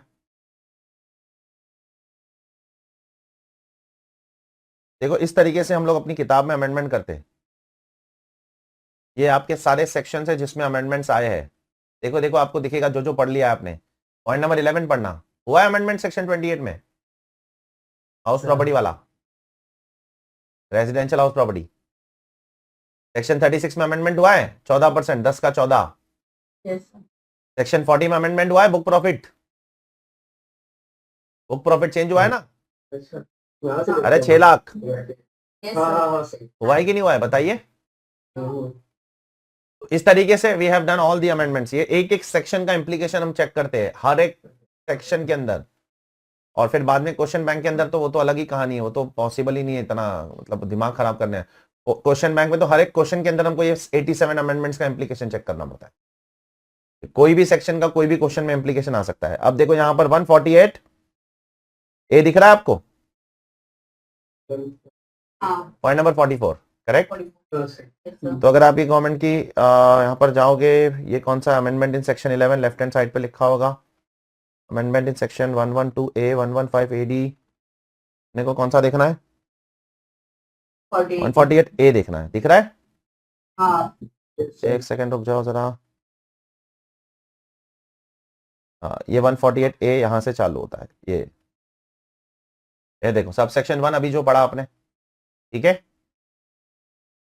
अरे दिख रहा है, और ऊपर देखो सीधा सीधा लिखा है इन्होंने, for section 148 and 148A the following section shall be substituted. ठीक है, ये पूरे क्या हो जाएंगे, सब्स्टिट्यूट हो जाएंगे, पुराने वाले निकल जाएंगे। क्लियर है बेटा? Yes, sir. अब यहां देखो जरा कैसे सब्स्टिट्यूट हुआ है, देखो सबसेक्शन 4 बताओ, निकाल दिया ना 1 मंथ का टाइम लिमिट। एओ को खुली छूट दे दी है भाई, बेटा तेरे पास टाइम नहीं है, अच्छा बर्थडे आने वाला बच्चे का, वो मना ले, बाद में नोटिस भेजना। ठीक है? नोटिस वोटिस तो क्या है, भेजते रहता है इंसान, बर्थडे मनाना ज्यादा जरूरी है। एसएससी को तो क्या लटका के रखो तुम सूली पे। ठीक है, टाइम लिमिट निकाल दिया। अब 2 साल पहले खुद ही नहीं डाला था ये, ठीक है, खुद ही ने डाला था, अब खुद ही निकाले, इतनी अनसर्टेनिटी है लॉ में। तो ये पहले 3 सबसेक्शन सबको क्लियर है, जल्दी बताइए। Yes, sir. Yes, sir. ठीक है, सबसेक्शन 4 में थोड़ी देर में बताता हूं, आऊंगा मैं उस पर। ठीक है, उसका एक लिंक है, वो अभी बताऊंगा, समझ नहीं आएगा। बढ़ू आगे। तो मान लो कि एओ के पास क्या है, इंफॉर्मेशन है, एओ ने आपको नोटिस भेज दिया, इंक्वायरी का नोटिस भेज दिया, अपॉर्चुनिटी दे दिया, आप ढंग से रिप्लाई नहीं कर रहे हो या रिप्लाई ही नहीं कर रहे हो, तो अब एओ क्या भेजेगा आपको, अब एओ क्या भेजेगा आपको, 148 का नोटिस भेजेगा रिटर्न भरने के लिए। Are you clear? Please tell me. Yes, sir. चलो देखते हैं, चल आई रीड। इसको भी आराम आराम से सेक्शन बाय सेक्शन एनालिसिस करना है अपने को, जल्दबाजी नहीं करना। और section 148 the following shall be substituted with effect from 1 September 2024 namely, इधर देख रहे हो बेटा सब लोग, तुम लोग प्लीज, मेरे को बहुत डर लगता है सब पढ़ाने के टाइम पे, तुम ध्यान दो please. Before making assessment under 147, before assessment करते रहना बाद में, पहले प्रोसीजर फॉलो करो। ठीक है, the AO shall subject to section 148, is it correct? Yes. Yes, sir. Have we fulfil 148A? Yes. sir. We are done with 148A. Issue a notice to assessee. Issue a Notice. along with the copy of order pass under 148A subsection 3. क्या subsection 3 में एओ ने order pass किया था अभी Yes, sir. Higher authority का लेकर, Yes, sir. Specified authority का approval लेकर ऑर्डर पास किया था ना? यस, बहुत गहराई है एक एक लाइन में। ठीक है, असेसमेंट करने के पहले जाओ, पहले 148A में एक ऑर्डर पास करो, और एसएससी को नोटिस भरो, नोटिस दो, क्या करने के लिए, requiring him to what, furnish with in such period as may be specified in the notice, not exceeding 3 months from the end of the month in which the such notice is issued. तो notice मैंने आज issue किया, तो इस month के and से 3 महीने के अंदर मैक्सिमम आपको रिटर्न भर देना है। Are you clear? Yes, sir. बोलो ना बेटा। Yeah. तो आपके लिए टाइम लिमिट है, ठीक है, हमारे लिए नहीं है। ये पहले भी था, ये अभी भी है। यहां से भी अगर 3 months निकाल देते तो फिर तो एसएससी बढ़ता ही नहीं कभी जिंदगी में। बोलता कहां लिखा है कब भरना है, भरूंगा भरूंगा भरूंगा भरूंगा भरूंगा, 5 साल बाद भी बोलेगा भरूंगा भरूंगा। लॉ में कहां लिखा है अभी भरना है? ठीक है, तुम्हारे लिए टाइम है। कितना टाइम है सर? Maximum 3 months। वो तो नोटिस में लिखा होगा but maximum 3 months। Are you clear? देखो, इसको गलत इंटरप्रिटेशन मत करना कि 3 months मत बोलना। आज के बाद क्या बोलना पता है? कितने टाइम में रिटर्न भरना है? नहीं नहीं, गलत बोल दी ना बेटा तुमने। Notice में- नोटिस में लिखा होगा, नोटिस में लिखा होगा, नोटिस में 10 दिन भी हो सकता है भाई। अरे यार, लेकिन मैक्सिमम कितना लिखा हो सकता है नोटिस में भी? नोटिस को कितना पावर है लिखने का? Once. 3 months से ज्यादा वो भी नहीं लिख सकता है। Are you clear? Yes, sir. अच्छा, नोटिस में अगर लिखा है 15 दिन में रिटर्न भरो तो चिल्लाओगे सर ने पढ़ाया था 3 months। हाँ, तो मेरा नाम मत डालना, मेरे पे दोष मत डालना प्लीज, तुम पहले ठीक से पढ़ लो। मैक्सिमम 3 months का टाइम दिया गया है एओ को, ठीक है, कि वो आपको 3 months तक का टाइम दे सकता है। रिटर्न ऑफ हिज इनकम और income of any other person in respect of whom is assessable under the act during the previous year corresponding to the relevant AY। ठीक है, तो क्या सीखे आप? एक एक सब, जब नया सेक्शन आएगा, देखो तुम्हारे लिए भी नया है, मेरे लिए भी नया है, सबके लिए नया है ना, ठीक है, तो उसको आराम आराम से इंटरप्रेट करना पड़ेगा लॉ पढ़ के, और क्या। तो क्या सीखे आप इस सेक्शन से, इस सब सेक्शन से? बताइए प्लीज, बोलो ना प्लीज। असेसमेंट करने के पहले सबसे पहले ये वर्ड लिखा है, असेसमेंट करने के पहले आपको उसके पहले एक इंक्वायरी करना है, इंक्वायरी का ऑर्डर पास करना है, करेक्ट? अच्छा, 148 के नोटिस के साथ कॉपी ऑफ ऑर्डर भी जाएगा आपको? जब रिटर्न भरने के लिए नोटिस आएगी तो कॉपी ऑफ ऑर्डर भी आएगा? हाँ, वो भी आएगा। और कितना समय मिलेगा आपको? नोटिस में लिखा होगा but not exceeding 3 months. 3 months कहां से काउंट होगा? And of the month. अगर आज इश्यू होता है तो इस मंथ के एंड से 3 महीने घटाए में। Are you clear? हाँ, अब इधर देखो जरा please, all of you please. अब असली मजेदार चीज आएगी, ध्यान से सुनना प्लीज। ये बताओ, ये सब कहानी शुरू क्यों हुई? 147 शुरू ही क्यों हुआ भाई?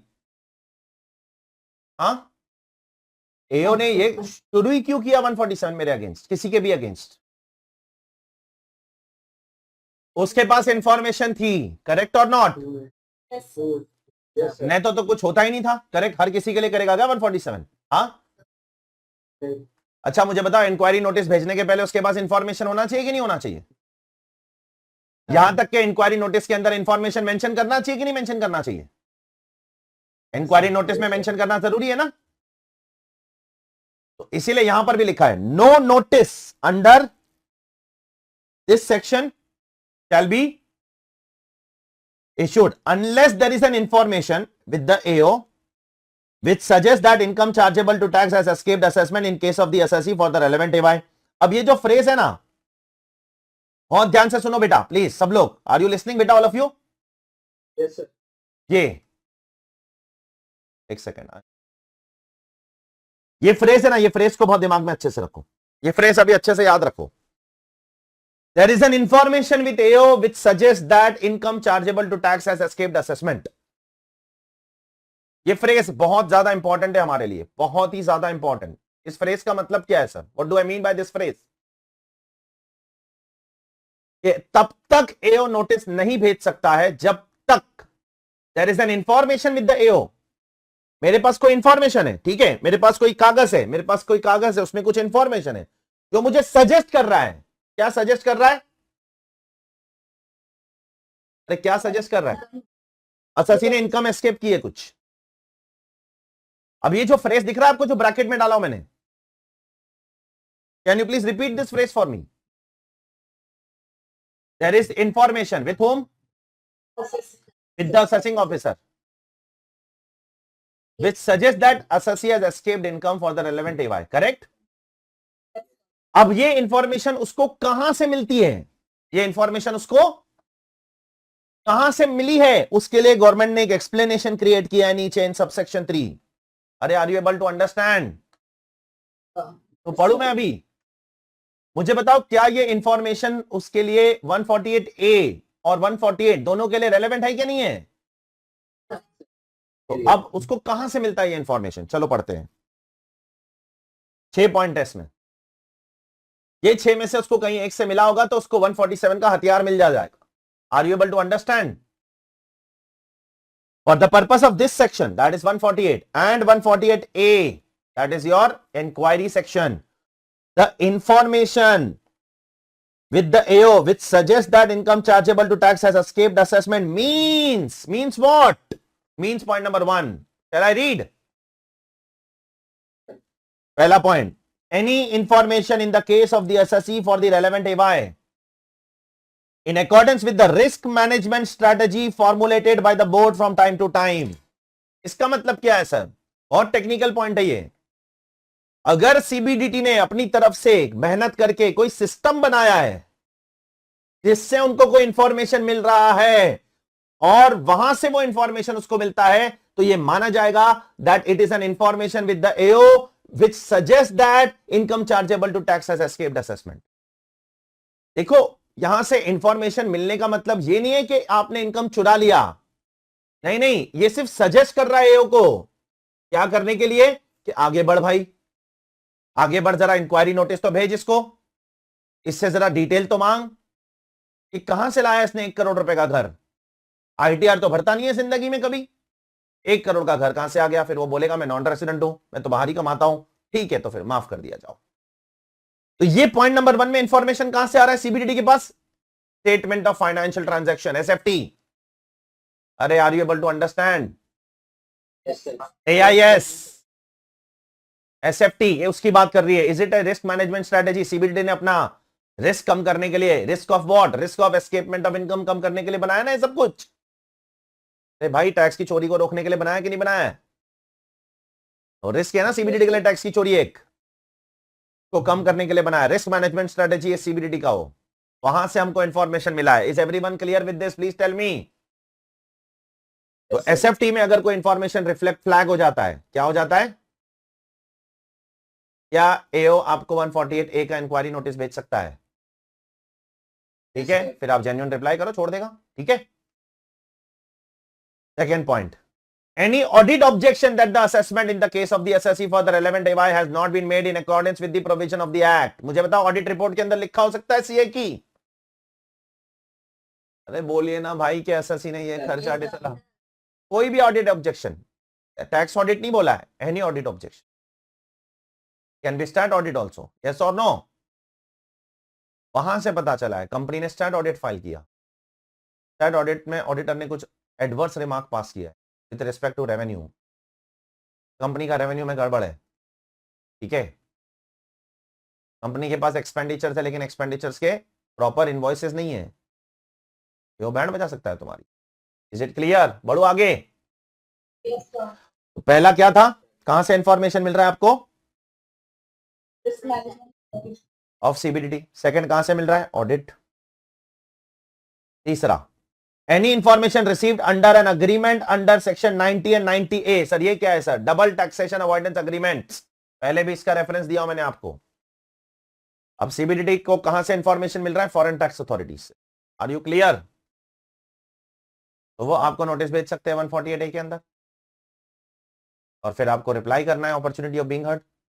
ठीक है, अब जो मैं चिल्ला रहा था ना first half of the lecture में सुबह, ठीक है, पॉइंट नंबर 4 पढ़ो अच्छे से।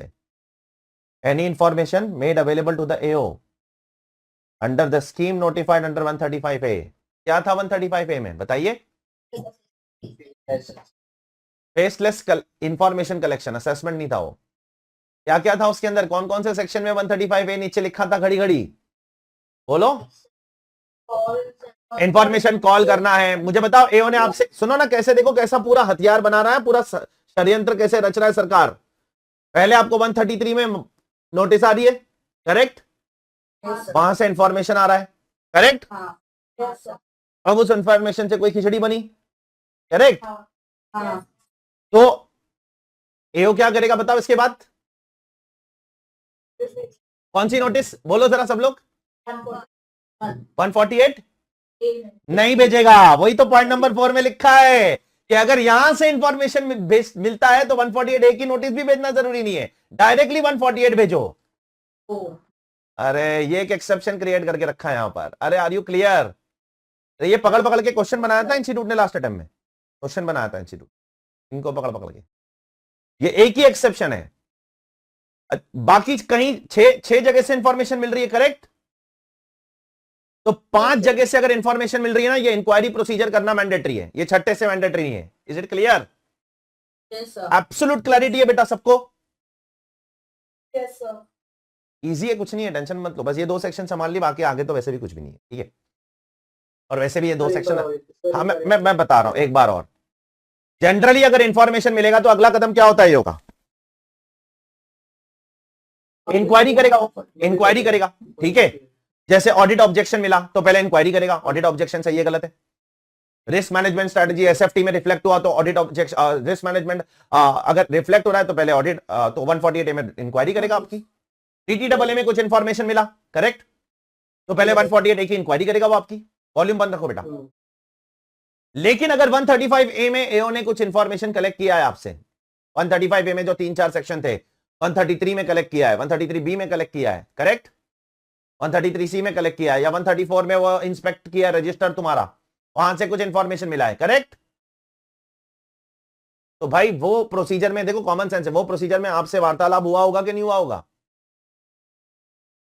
आप ही ने दिया ना कि आपके पड़ोसी ने दिया इंफॉर्मेशन, आपने अपने हाथों से दिया था ना वो इंफॉर्मेशन। हाँ, तो अब क्यों अब नहीं देंगे आपको अपॉर्चुनिटी ऑफ बीइंग हर्ड? अरे आर यू क्लियर? बाकी सब जगह उनको थर्ड पार्टी से इंफॉर्मेशन मिल रहा है, आपसे नहीं मिल रहा है बेटा। Are you clear? तो आपसे पूछ रहे एक बार, बढ़ू आगे चौथे पॉइंट की तरफ। Yes. चौथा पॉइंट वो है जो सब्सिक्वेंट डेवलपमेंट इन लॉ बताया अभी आपको। मुझे बताओ किसी और के tribunal, high court, supreme court के जजमेंट की वजह से आपकी बैंड बच सकती है? और तो मेरी बैंड बजाने के पहले मुझे पूछ तो लो एक बार। यस, हाँ तो पूछेंगे आपसे, 148A का नोटिस भेजेंगे, इंक्वायरी करेंगे, उसके बाद में देखेंगे आपका केस उससे मैच होता है कि मैच होता है तो छोड़ देंगे, तो बैंड बजा देंगे, और मैच नहीं होता है तो छोड़ देंगे। क्लियर? किसी के केस में, दूसरे के केस में, आपके फ्रेंड के केस में सुप्रीम कोर्ट या हाई कोर्ट ने या ट्राइब्यूनल ने बोल दिया खर्चा डिसअलाउ, आपका एओ भी हरकत में आ गया। ठीक है, तो point number 4, sorry point number 5 पढ़ो। Are you clear? Are you clear? और आखिर में बोलू, अब यहां आखिर वाला बहुत इंटरेस्टिंग पॉइंट है, बहुत बारीकी से देखना इसको। Any information in the case of assessee emanating means coming from survey, सर्वे में इंफॉर्मेशन मिल सकता है एओ को। सरप्राइज विजिट किया, कुछ मिल गया, escaped income, Yes, sir. Conducted under 133A, सर्वे 133A में होता है, बोलो ना यार। अब सर सर्वे टीडीएस और टीसीएस का भी होता है, बताया था लास्ट क्लास में मैंने आपको। हाँ. Yes, sir. Other than TDS TCS survey, अगर टीडीएस टीसीएस का सर्वे हो रहा है तो यहां पर कुछ नहीं है, वो उसके लिए 147 नहीं ओपन होगा। उसके अलावा कोई भी सर्वे हो रहा है, डेट देखना, डेट पे गौर करना, क्या लिखा है, ऑन एंड आफ्टर 1 सितंबर 2024। ठीक है, 1 सितंबर 2024। क्यों सर, पहले भी नहीं था? पहले भी था ये, लेकिन पहले सर्वे के साथ सर्च भी मेंशन था। क्या मेंशन था? अरे भाई कहानी बताया था ना मैंने पहले, शुरुआत में ही सर्च एंड सीजर और सर्वे सब एक ही साथ होते थे। अभी यहां से सर्च को हटा दिया और बोला सर्च वाले कहां जाएंगे, सेक्शन जाने तो नाम बोले यार, अतरंगी सा सेक्शन है वो, ब्लॉक असेसमेंट में चले जाएंगे, उनका ब्लॉक होएगा। Are you clear? Yes. वो यहां पर नहीं आएंगे, और सर्वे वाले यहां पर मर जाएंगे। सर्वे को वहां पर नहीं डाला, करेक्ट, तो यहां पर सर्वे को तो फिट करना पड़ेगा, नहीं तो सर्वे ना यहां का ना वहां का। Are you clear? Yes, sir. Yes, sir. तो सब केस यहां पर आ जाएंगे। अब ये 6 में मेरे को बताओ, सब तो आ गया, बचा क्या? हाँ, और कहां से मिलेगा इंफॉर्मेशन तुमको? और सारे तो कवर कर लिए ना भाई, इसके अलावा और क्या बचता है? फिर कुछ नहीं बचता है, सब आ जाएगा इसमें। या तो ऑडिट से ऑब्जेक्शन मिल रहा है, या रिस्क मैनेजमेंट स्ट्रेटेजी में इन्फॉर्मर भी आ जाते हैं उनके इन्फॉर्मर भी तो रिस्क मैनेजमेंट स्ट्रेटेजी का पार्ट है कि नहीं है, बताइए। Yes, sir. वो भी तो रिस्क मैनेजमेंट स्ट्रेटेजी है। Yes, sir. फिर उसके बाद में DTAA, आपको वहां से इंफॉर्मेशन मिल जाएगा, फॉरेन अथॉरिटी का। बाकी जो खुद से मेहनत करके एओ निकलवा रहा है 135A के अंदर, वो भी ले लेंगे अंदर। Are you clear? लेकिन ये 6 में से 5 केसेस में आपको शो कॉज देना मैंडेटरी है। Is everyone 100% clear with this? और एक केस में शो कॉज देना मैंडेटरी नहीं है, वो 135A वाला केस है, इसलिए 135A हर जगह पे मैंने मेंशन किया हो नीचे। समझ आ रहा है कुछ तुमको ऑब्जेक्टिव किताब के अंदर लिखने का? अब मैं वापस से ऊपर आता हूं, ठीक है, एक दो छोटे पॉइंट से वो पढ़ लेता हूं, कुछ इतना इंपॉर्टेंट नहीं है। तो क्या सीखे हम लोग अब तक इस सेक्शन में? इधर देखो, असेसमेंट करने के पहले एक इंक्वायरी करो, करेक्ट,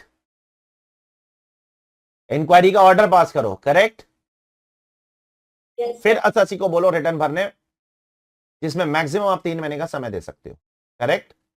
Yes, sir. लेकिन इस सेक्शन में नोटिस भेजने के बारे में आप सोच भी नहीं सकते हो जब तक एओ के पास ऐसे सेंटेंस लिखेगी तू एग्जाम में, Evidence now. एओ के पास, Evidence. बोलो ना, जब तक एओ के पास क्या नहीं है, Information. Information which suggest that income chargeable to tax has escaped assessment. अरे ये फ्रेज एक्सप्लेन किया है ना गवर्नमेंट ने सबसेक्शन 3 के अंदर, तुम क्यों उसको अपनी लोकल भाषा में कन्वर्ट कर रहे हो? उसे मत करो ऐसा काम, ठीक है, दुख होता है मुझे as a direct tax teacher, मत करो, तुम उसको लोकल भाषा में मत कन्वर्ट करो, टेक्निकल फ्रेज है। आगे बढ़ू, Yes, sir. Yes, sir. आगे बढ़ता हूं मैं। Provided that where the AO has received information under 135A, कहां पर इंफॉर्मेशन मिला है? 135A में इंफॉर्मेशन मिला है। तो मुझे बताओ 135A वालों के लिए इंक्वायरी करना जरूरी है क्या? नहीं जरूरी। तो फिर तो देखो, तुम प्रैक्टिकली सोचो, फिर तो एओ खुला सांड बन जाएगा। क्या करेगा वो? पहले 133 में नोटिस भेजेगा, हाँ सर 133 में नोटिस भेजेगा, बोलेगा 133 में मैंने नोटिस भेज दिया, हाँ भेज दिया, अब मैं 135A में कवर हो गया, करेक्ट। अब मैं 135A में कवर हो गया, अब मैं 148 डायरेक्टली भेज दूंगा, करेक्ट। इन लोगों के लिए गवर्नमेंट ने एक बैरियर रखा है कि तुमको अपने हायर अथॉरिटी से अप्रूवल लिए बगैर तुम ये नोटिस नहीं भेज सकते हो 148 की, ठीक है। तुम लंबा इंक्वायरी मत करो, ठीक है, लंबा इंक्वायरी का प्रोसीजर मत करो आप, लेकिन तुमको हायर अथॉरिटी से अप्रूवल लेना पड़ेगा। सर ये हायर अथॉरिटी कौन है, तब से आई जा रही है दिमाग खराब करने, है कौन ये? तो ये सेक्शन 151 में मेंशन्ड है, पढ़ो, ठीक है, 151 में डिफाइंड है, इसीलिए तो section 147 is subject to 148 to 153। तो आपको ये सारे सेक्शन पढ़ने पड़ेंगे अगर 147 को समझना है तो। स्पेसिफाइड अथॉरिटी कौन है?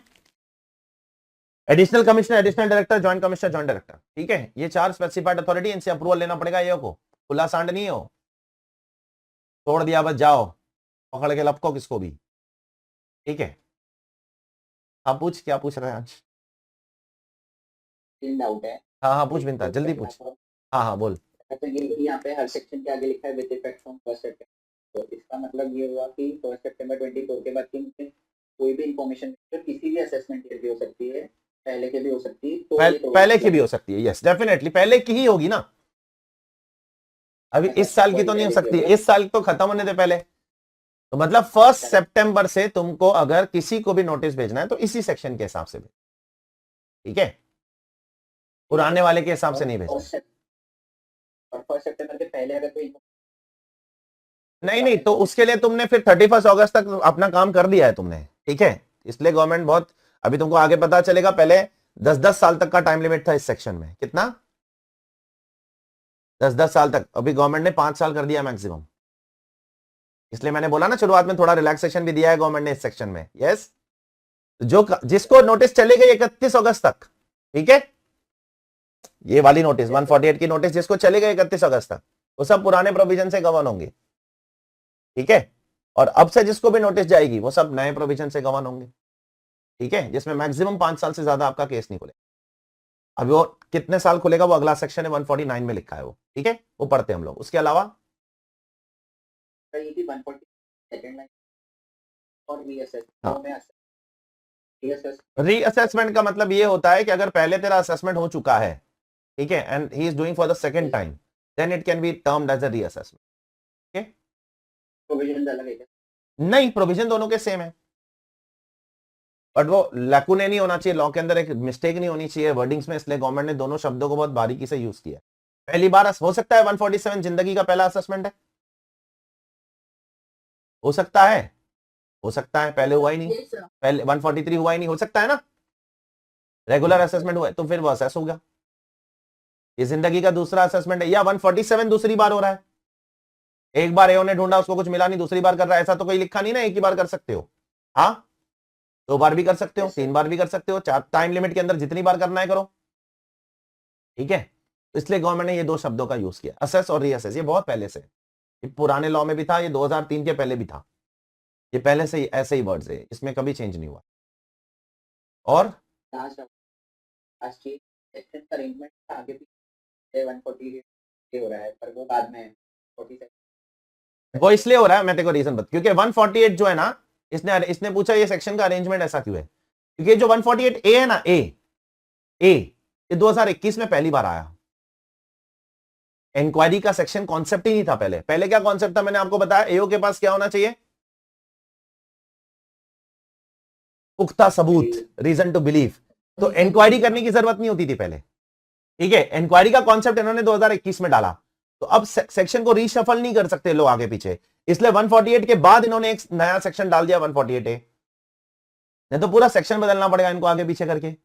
पुराना सेक्शन 148 पहले से रिटर्न पहले भी भरना होता था एसएससी को, अभी भी भरना है। अभी क्या बेसिस पर भरना है, कोई एओ के पास पुख्ता सबूत नहीं है, शक है सब, ये सब शक की बिना है, समझ में आ रहा है तुमको ये चेन इन्फॉर्मेशन, कोई पुख्ता सबूत नहीं है एओ के पास। पहले एओ के पास रीजन टू बिलीव होना चाहिए था, जो रीजन टू बिलीव अभी भी होना चाहिए। कहां पर पता है, आगे देखो ये वर्ड्स आएंगे रेड में। क्या लगता है आपको, रेड आप शक की बिना पे कर सकते हो किसी पर? हाँ, तो देखो रेड में लिखा है रीजन टू बिलीव, दिखता है ये देखो, ये रीजन टू बिलीव पहले 147 के लिए भी था, लेकिन गवर्नमेंट ने 147 में से रीजन टू बिलीव निकाल दिया, क्योंकि इनको ज्यादा से ज्यादा केस लोगों को कहां फंसाना है, 147 में फंसाना है। तो रीजन टू बिलीव निकाला और इन्होंने इंक्वायरी का एक नया नाटक डाल दिया बीच में। बोला कि इंक्वायरी, इसलिए सेक्शन तुमको थोड़े आगे पीछे दिख रहे। ऑनेस्टली स्पीकिंग 148A पहले आना चाहिए, 148 बाद में आना चाहिए। Honest law, order of the law should be like that, absolutely correct. But अभी उसको पूरा रीशफल करने का सेंस नहीं बना। या रीजन क्या देगी गवर्नमेंट, हम क्यों कर रहे हैं ऐसा? मेमोरेंडम में रीजन भी तो लिखना है ना, के लिए क्या रीजन दे सकती है? कुछ नहीं, बहुत तुमको अनशफलिंग यहाँ पर वहां दिखेगी लॉ के अंदर ओवर द टाइम। हाँ ठीक है, बढ़ो आगे। हाँ हाँ, डाउट है, जल्दी बोल।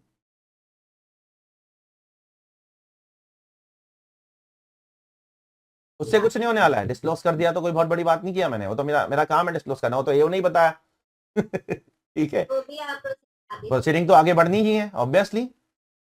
ठीक है, उसमें कौन सी बात की तुमने, बहुत अच्छी तुमने ईमानदारी दिखाई।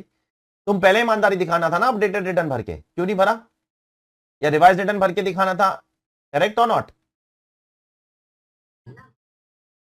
नहीं, कुछ नहीं होगा उस केस में। हो सकता है AO might relax your penalty to some extent, ठीक है, वो रिलैक्स कर सकता है।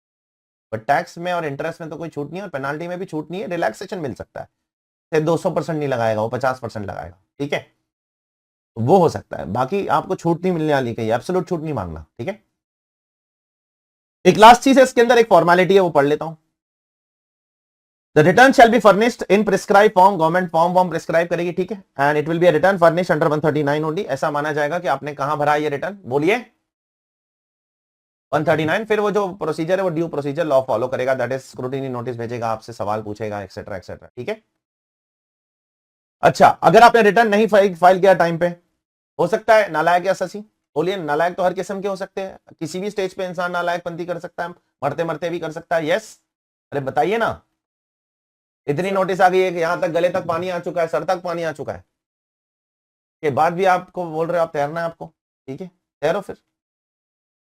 और बोलते हो मैं रिटर्न नहीं भरूंगा, देख लेंगे क्या होगा, यस। तो फिर क्या होगा? then it shall be deemed that you have not filed the return under 139, is it clear? और फिर 139 में नहीं भरेंगे तो क्या हो सकता है आपके साथ, बताइए। मैं जजमेंट करेगा ये आपका, ठीक है। कैसे करेगा सुनो, 147 रीड विथ 144, कुछ समझ आ रहा है क्या बोल रहा हूं? वो बोलेगा I am doing 147 read with 144, best judgement मुझे करना पड़ेगा to the best of my judgement. फिर क्या है, जो उसको मिला वो एडबैक कर देगा, और क्या, ठीक है। अब कौन से लोग हैं जो जनरली रिप्लाई नहीं करते, मैं बताता हूं आपको, बताओ। वो लोग रिप्लाई नहीं, बहुत से लोग नहीं रिप्लाई करते। We recommend our client don't reply, हम लोग खुद रेकमेंड करते, मत रिप्लाई करो। किसको, क्यों ऐसा करते हो सर? आप पागल हो गए सर आप थोड़े। देखो, जब मुझे पता है ना कि क्लाइंट ने बहुत कुछ छुपाया है और एओ ने बहुत कम पकड़ा है अब तक, ठीक है, एओ ने बहुत कम पकड़ा है, क्लाइंट ने बहुत कुछ छुपा के रखा है। एओ ने 2 करोड़ की प्रॉपर्टी पकड़ी है, क्लाइंट की 50 करोड़ की प्रॉपर्टी छुपा के रखा है। तो मैं बोलता हूं भाई तुम छोड़ो ना, रिप्लाई मत करो, छोड़ो। क्या करेगा मैक्स टू मैक्स 2 करोड़ रुपए पे टैक्स पेनाल्टी इंटरेस्ट लगाएगा, भर देना, और क्या, ठीक है। अब वो अगर वो असेसमेंट खोल देगा, आपसे सवाल पूछेगा 50, कहीं ना कहीं फंसे आप, पुरानी चीजें निकलेगी। इससे अच्छा ये मैटर क्लोज करके यहीं पे खत्म कर दो। उसको बेस्ट जजमेंट करना है, करने दो, कर दे बेस्ट जजमेंट भाई, ठीक है। ऐड कर दे इनकम, ले ले टैक्स, दे देंगे तुझे। तो बहुत सारे लोग नहीं करते रिप्लाई, बहुत से लोग, वो डिपेंडिंग अपॉन वो अपन अपने हिसाब से एक लीगल एडवाइजर से एडवाइस लेकर आपको डिसाइड करना चाहिए whether you want to reply or you don't want to reply. अगर आपको लगता है आप जेन्युइन हो तो रिप्लाई करो, आपको लग रहा है जबरदस्ती एडिशन कर रहा है, रिप्लाई करो, अपने एडिशन को निकालो वहां से, डिलीट करवाओ, उससे फेवर में अपने ऑर्डर पास करवाओ। लेकिन लगता है आप ही चोर हो तो क्यों जाना है जबरदस्ती उस चक्कर में, ठीक है भाई तू कर दे, तेरे को जो मिला वो एडबैक कर दे, ठीक है। अभी और बताने नहीं आऊंगा मैं तेरे को अपने से, ये भी मिला वो भी। मैं चाहता हूं किसी ना किसी तरीके से 5 साल निकल जाए जीवन के मेरे, क्योंकि एक बार 5 साल चले जाए ना, उसके बाद मैं वहां पर बीकेसी में तुम्हारे डिपार्टमेंट के सामने आके ऐसा बोर्ड लेके खड़े रहूंगा और बोलूंगा मैंने 17-18 में इतना चुराया था, बताओ क्या कर सकते हो, ठीक है। फिर कुछ नहीं कर पाओगे तुम, कुछ नहीं कर पाओगे, फिर कोई ऑप्शन नहीं बचता है डिपार्टमेंट के पास, ठीक है। तो अब हम लोग क्या पढ़ेंगे बेटा, ये 2 सेक्शन हमारे हो चुके हैं, बहुत ही इंपॉर्टेंट सेक्शन थे। फटाफट फटाफट सब लोग बता दो मुझे पूरा प्रोसीजर, एक एक बारीकी के साथ चाहिए मुझे, ऐसा आधा अधूरा इंफॉर्मेशन नहीं चाहिए मेरे को। तुम लोग जैसे स्टूडेंट लोगों की तरह, एक्सपर्ट की तरह जवाब दो, ठीक है। एओ को असेसमेंट करना है, सबसे पहले उसके पास क्या होनी चाहिए, इंफॉर्मेशन। तो पहले इंफॉर्मेशन कहां से आएगा ये बताओ, 6 सोर्स से आएगा, ठीक है। 6 सोर्स बताओ क्या क्या है। ऑर्डर में बोलना मेरी माँ, अभी ऑर्डर तेरा बदल गया पहले दिन ही। हाँ, risk management strategy of CBDT वहां से आया। दूसरा अच्छा, एक एक कर इसके लिए आपको इंक्वायरी करना पड़ेगा। Yes. Yes, हाँ, sir. इंक्वायरी करना जरूरी है इसके लिए। सेकंड, कहां से है इंफॉर्मेशन आपको अंश? ऑडिट्स के लिए इंक्वायरी करना पड़ेगा 148 की। हाँ, करना पड़ेगा। तीसरा कहां से है इंफॉर्मेशन आपके पास? तीसरा इंफॉर्मेशन कहां से आया? Double A. DDAA आया, फॉरेन अथॉरिटी से इंफॉर्मेशन आया, उसके लिए भी इंक्वायरी करना पड़ेगा शशि से एक बार Yes, sir. करना पड़ेगा। उसके बाद चौथा 135 फेसलेस इंफॉर्मेशन कलेक्ट किया अलग अलग सेक्शन में, उसके लिए इंक्वायरी करना पड़ेगा 148 में। No, sir.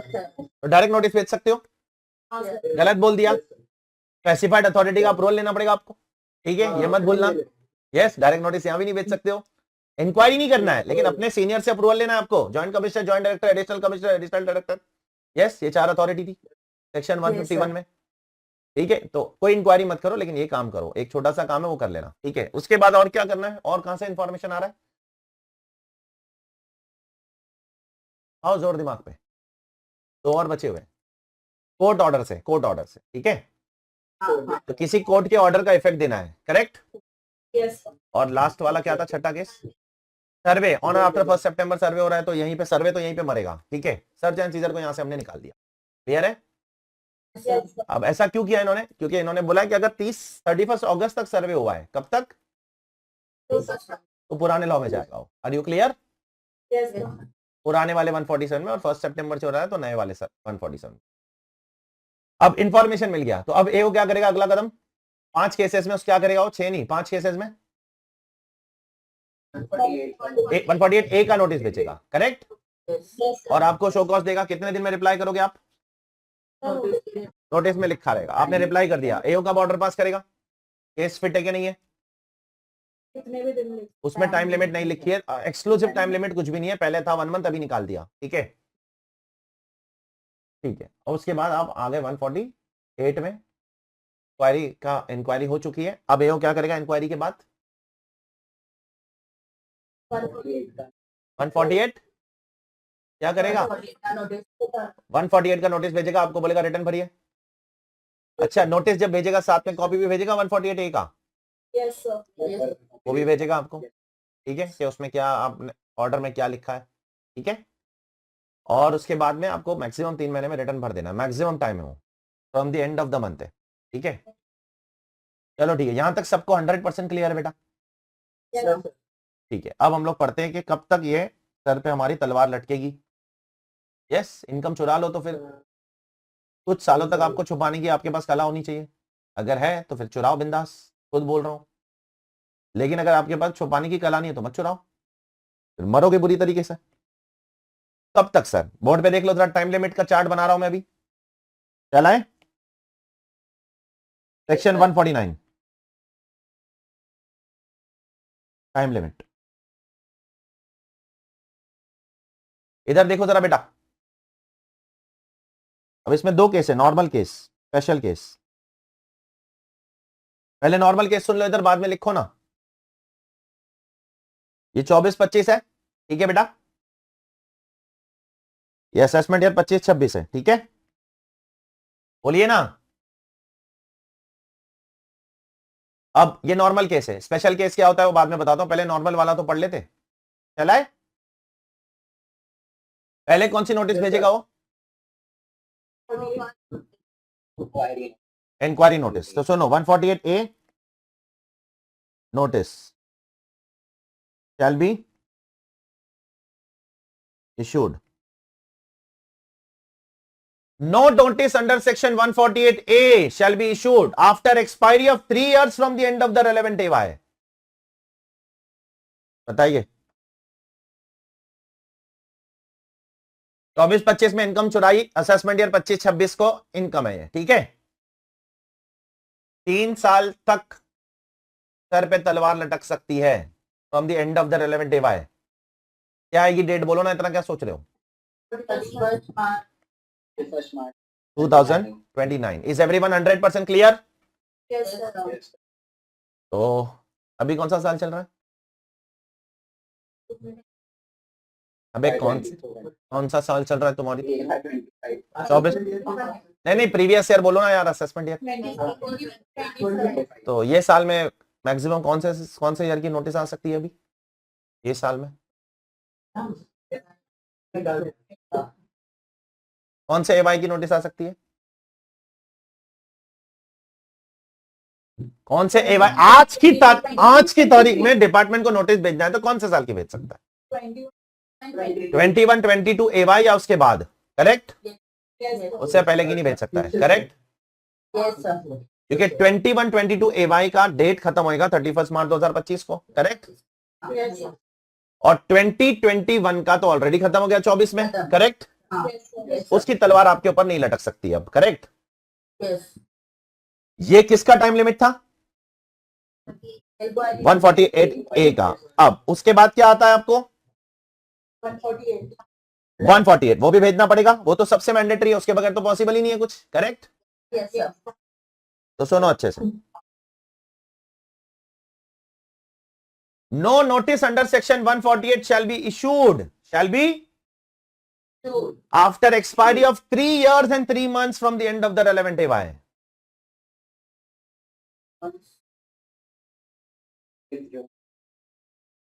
30th June 2029. Is everyone clear? अब सुनो मेरी बात। तो अब अपन थोड़ी देर पहले कुछ बात कर रहे थे, बकवास कर रहे थे। इधर देखो ना, बोलो। ये 148 ए में एओ के पास टाइम नहीं है, ऑर्डर पास करने का पहले 1 महीने था, करेक्ट? अभी गवर्नमेंट ने टाइम लिमिट निकाल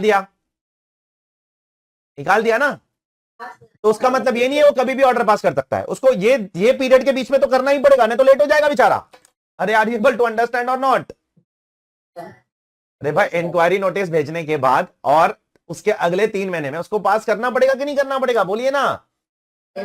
हाँ, तो खुली छूट नहीं दे दी गवर्नमेंट ने, 10 महीने बाद, 12 महीने बाद, जब भी करना है करो। 1 महीने का टाइम निकाल दिया। Is everyone clear with this? Please tell me. ये पढ़ा दो तुमको, बाद में इसको आप लिख लेना, ठीक है? ये देखो, पढ़ लो जरा जल्दी से सब लोग। क्या है 149 में दिया गया टाइम लिमिट? रुक जाओ जरा, रुक जाओ। नॉर्मल केस ये वाला कब जाएगा देखो जरा, नोटिस कब इशू होगी? इशू मतलब क्या? 31 मार्च तक आपको मिल जाना चाहिए कि डिपार्टमेंट भेज देना चाहिए? हाँ, भेज देना चाहिए। तुमको कब मिलता है उससे उनको कोई लेना देना ही नहीं है।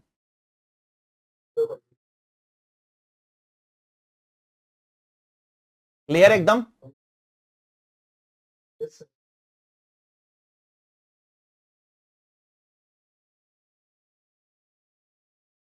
अरे क्लियर है? ठीक है, हाँ, तो इसका फोटो ले लो अगर चाहिए तो तुम। फिर मैं स्पेशल केस बताता हूं।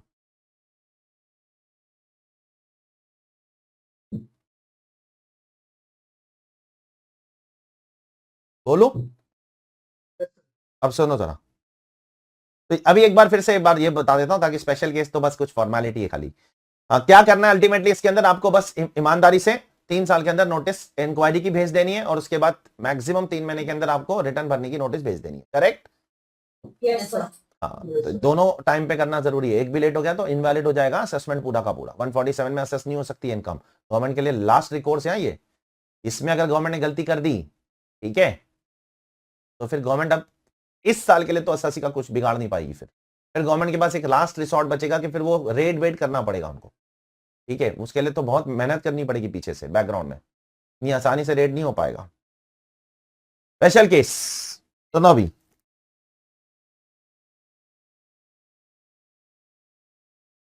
बंद कर आवाज रहे। प्रीवियस ईयर 24-25 चल रहा है, असेसमेंट ईयर 25-26 चल रहा है, ठीक है? अगर एओ के पास इंफॉर्मेशन है, क्या है? That escaped income is greater than equal to 50 lakh rupees. कितना? कितने से ज्यादा का चुरा के बैठे हो तुम? 50 लाख या उससे ज्यादा। एग्जैक्ट 50 लाख डालेगा इंस्टीट्यूट एग्जाम में, फिर रोना मत, ठीक है? पहले ही बोल रहा हूं, एग्जैक्ट 50 लाख डालेगा। इंस्टीट्यूट बोलेगा 22-23 में इतना चुराया, 23-24 में इतना चुराया, 21-22 में। एग्रीगेट है ये, एग्रीगेट, इंडिविजुअल नहीं है। एक साल का 50 लाख नहीं है, एग्रीगेट एस्केप्ड इनकम 50 लाख है। तो जो 3 साल है वो 5 साल हो जाएगा, ठीक है? कितना हो जाएगा? 3 साल कितना हो जाएगा? पहले कितना था पता है? 30 अगस्त 31 अगस्त तक 10 साल था। कितना? 10। उसको 5 कर दिया गवर्नमेंट ने, अच्छा काम किया। ठीक है, लोगों के दिमाग में से फाइनेंस मिनिस्टर ने बोला I want to reduce uncertainty in the mind of the SSC. अच्छा बात बोला, अच्छा काम किया। अनसर्टेनिटी रहती है ना इंसान के दिमाग में, तो 6-6 साल चले गए, 7-7 साल चले गए, अभी भी डर है साला वो 10 साल पुराना केस खुल गया तो। अनसर्टेनिटी नहीं मांगती है। डिपार्टमेंट को भी बोला इतना सब कुछ हाई टेक हो चुका है, तुमको भी काम फटाफट करना चाहिए अभी। ठीक है, पहले जैसा मेहनत नहीं करना होता है, सब सिस्टम ढूंढता है अभी। ठीक है, इतनी सारी रिस्क मैनेजमेंट स्ट्रेटेजी बना के दे दिया हमने आपको, अभी तो काम करो रे, बस वही पुराने तरीके से करते रहोगे। तो ये नोटिस अंडर 148A फटाफट बोलो कब तक आएगा ये? First March 31 31 March 2031। ठीक है, और रिटर्न भरने वाला notice 2000 30 June 2031। Is it clear to all of you? Please tell me. Photo लो, फिर कुछ बोलना चाहता हूं इस पे। Yes, sir. ले लिया? फिर कुछ बोलता हूं, ये लिख लेना सब ईमानदारी से, कहीं लिख लोगे तो प्रैक्टिस हो जाएगी, बाकी तुम्हारी मर्जी, बच्चे नहीं हो तुम लोग। ठीक है, नई चीज है, एग्जाम में आने की फुल चांसेस है। इंस्टीट्यूट को बहुत मजा आएगा ये सब बनाने में।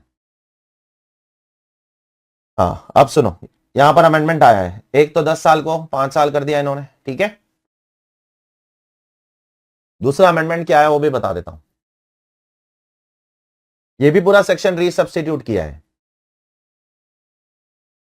सेक्शन 149 देखो, दिख रहा है? पूरा सब्स्टिट्यूट कर दिया है, पुराना वाला निकाल दिया है। तो पुराने वाले में ऐसा क्या था सर? कुछ तो था उसमें ऐसा जो अभी निकाल दिया इन्होंने। बताता हूं क्या, बोर्ड पे देखो, आप जाके वेरीफाई कर लेना बाद में। स्पेसिफिक केस 3 साल के बदले 5 साल, और ये 3 साल 3 महीने के बदले 5 साल और 3 महीने। ठीक है, स्पेसिफिक केस में क्या आएगा? Specific case covers the case where the AO has in its possession. AO के पास कुछ प्रूफ होना चाहिए, अब बुक्स ऑफ अकाउंट्स है उसके पोजेशन में, या अदर डॉक्यूमेंट्स है। मैं एओ, मेरे पास कोई बुक्स है, कोई डॉक्यूमेंट्स है, कोई एविडेंस है रिलेटेड टू एनी असेट, कि मैंने कोई असेट खरीदा है। क्या खरीदा है? या मैंने कोई खर्चा किया है, शादी वादी में खर्चा किया है। 2024-25 में 1 करोड़ की शादी किया था मेरे भाई की। अब 4 साल बाद ऑफिसर पकड़ रहा है, पूछ रहा है शादी के लिए पैसा किधर से आया? पूछ सकता है?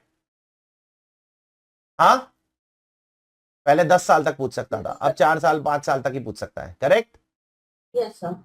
या मैंने कोई एसेट खरीदा, लैंड बिल्डिंग खरीदा था, है ना, फिक्स डिपॉजिट में डाला था बैंक में, पूछ रहा ऑफिसर 4 साल बाद पैसा कहां से आया था तेरे पास?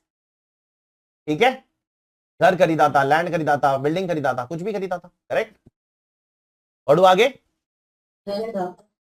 या कोई ट्रांजैक्शन किया था मैंने, कोई ट्रांजैक्शन किया था मैंने 4 साल पहले। ठीक है, कोई सेल किया था, वो बुक नहीं किया, कोई बुक्स ऑफ अकाउंट्स के अंदर एंट्री शो नहीं किया, या कोई खर्चा रॉन्ग क्लेम किया। सब मिलाकर कितना होना चाहिए? Which show that the income. ये सब करने से, सुनो, कोई एसेट खरीदा, कोई खर्चा किया, कोई ट्रांजैक्शन किया, कोई एंट्री की, ये सब करने से आपका इनकम चार्जेबल टू टैक्स कितना एस्केप हो चुका है? 50 लाख या उससे ज्यादा। Are you clear? 50 लाख या उससे ज्यादा एस्केप हो चुका है। तो एओ आपको क्या करेगा?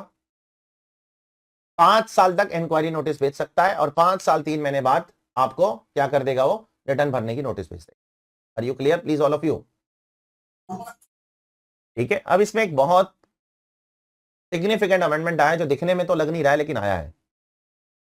ये जो वर्ड एसेट है ना, एसेट दिख रहा है आपको, एनी एसेट, ये पुराने लॉ में डिफाइंड था। ठीक है, क्या था पुराने लॉ में? डिफाइंड था, उसमें डेफिनेशन था एसेट का। नए लॉ में कोई डेफिनेशन नहीं है। ठीक है, क्या था डेफिनेशन में सर? एसेट में था लैंड बिल्डिंग, ठीक है, bank deposit, loans and advances, ठीक है, shares and security, full stop, बस इतना ही था। क्या क्या बोला मैंने? Land and building, loans and deposits, and deposit loans and advances. तो तू मेरे वर्ड्स को मत बदलना, ठीक है। लोन्स एंड एडवांसेस,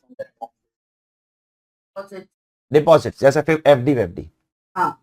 और share secure, full stop, full stop.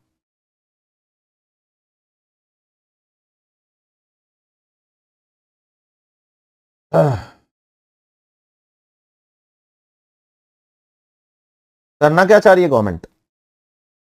बहुत कोशिश करती है ना, एक्सेस ट्राई करती है लाइफ में, इसलिए ऐसा सब होता है। लाइफ में एक्सेस ट्राई नहीं करने का, लाइफ में इंसान को जिंदगी एकदम आसान रखनी चाहिए।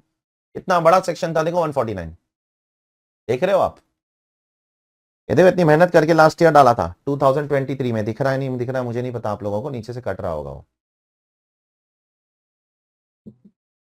बहुत मेहनत करके लास्ट ईयर डाला था इन्होंने, तो जूम में कट रहा है। ये ऊपर दिख रहा है पॉइंट नंबर 29, ये लास्ट ईयर डाला है, इसके नीचे भी लास्ट ईयर डाला है। सर्च एंड सीजर के लिए सब अमेंडमेंट किया था, ठीक है, और सर्च एंड सीजर कोई बेचारे को यहां से अलग थलग कर दिया अब इस साल, ठीक है। तो यहां पर भी ऐसे ही वर्ड्स थे अगर आप देखो तो, but 3 years but not 10 years थे, दिख रहा है।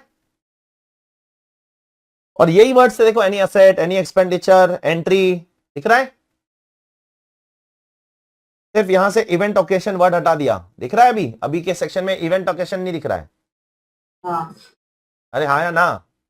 Yes sir. Yes sir. और यहां पर देखो एसेट का डेफिनेशन था, अगर आप for the purpose of clause B of this section asset shall include what, देखो अब वही है जो बातें मैंने बोली वही दिखेगा, कुछ नहीं दिखेगा अलग, ठीक है। और आखिर में शेयर्स एंड सिक्योरिटीज वो भी होगी, है शेयर्स एंड सिक्योरिटी है, ठीक है। अब वो गवर्नमेंट ने यहां से डेफिनेशन नहीं डाला है, देखो नए सेक्शन में ये आपका नया सेक्शन है, ये 149 शुरू हुआ, ठीक है। पूरा न्यू सब्स्टिट्यूट हुआ है ना पूरा सेक्शन, क्या कोई सबसेक्शन सब्स्टिट्यूट हुआ है कि पूरा सेक्शन सब्स्टिट्यूट हुआ है? ऊपर की लाइन पढ़ सकते हो आप, देखो करेक्ट, पूरा सेक्शन। मेरे हार्ड कॉपी डायरेक्ट है मेरे पास, मैं सब उधर से वेरीफाई करके ही किताब बनाता हूं। कुछ भी ऐसा एक मिस्टेक बहुत हार्डली मिलेगी, आप हो सकता है इंसान हो सकता है, होगा तो रेक्टिफाई करा दूंगा। खत्म हो गया सेक्शन, देखो अच्छा काम अच्छा किया मेरे लिए, आसान कर दिया चीज। असेट वर्ड ही नहीं डाला, डेफिनेशन नहीं डाला, क्यों नहीं डाला? अरे बहुत चतुर है लोग, पहले क्या रिस्ट्रिक्ट हो जा रहा था असेट का डेफिनेशन, एक असेट ही था, सुनो ना क्या हो रहा है उसमें। उसको गवर्नमेंट ने पकड़ लिया 5 साल बाद, ठीक है 6 साल बाद, और उसके पास मिला कुछ 50 लाख रुपए की ज्वेलरी, क्या मिली? ज्वेलरी मिली। अब वो नहीं फंस पा रहा है, यहां पर बोल रहा है एसेट के डेफिनेशन में ज्वेलरी कहां लिखा है बताओ।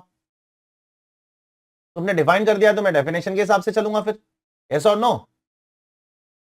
अब इन्होंने डेफिनेशन ही डिलीट मार दिया। मैं पिछले 8 साल से बोल रहा हूं, 2016 में डाला था इन्होंने असेट, पिछले 8 साल से मैं अपने हर बैच में बोल रहा हूं ये असेट का डेफिनेशन अमेंड होना चाहिए, ठीक है, ये अमेंड होना चाहिए, ये अमेंड होना चाहिए, ये अमेंड होना चाहिए। इन्होंने अमेंड नहीं किया, निकाल ही दिया। एक तरीके से ज्यादा अच्छा काम किया इन्होंने। अब ज्वेलरी आएगी इसमें, आ जाएगी भाई, असेट तो है ना, ज्वेलरी भी तो असेट है, क्या असेट नहीं है क्या? हो सब कुछ आ जाएगा, ठीक है। तो ऐसा बारीक बारीक गेम खेलते हैं लोग to increase the tax base. तो ये है आपका सेक्शन 149, बहुत ही सिंप्लीफाई हो गया अभी, इसमें जरा भी कॉम्प्लिकेशंस नहीं है, ठीक है। अब सेक्शन 151 क्या है वो मैंने आपको पहले ही बता दिया, कुछ सैंक्शन वैंक्शन लेना होता है, यस, नोटिस भेजने के पहले, बोलिए ना बेटा। Yes sir. Yes sir. तो आप जहां पर भी सैंक्शन लेना है इस पूरे चैप्टर में आपको इन अथॉरिटीज से सैंक्शन लेना होगा, जो यहां पर लिखा है प्रोसीजरल काम है, इतना एकेडमिकली इंपॉर्टेंट पॉइंट नहीं है। Is it clear all of you? हाँ, अब सेक्शन 152 पहले बोलता हूं मैं। 152 क्या है? ये भी एक बहुत बेसिक चीज है, आप पढ़ लो खुद ही, मेरे को बोलने की जरूरत नहीं पड़नी चाहिए, पढ़ लो।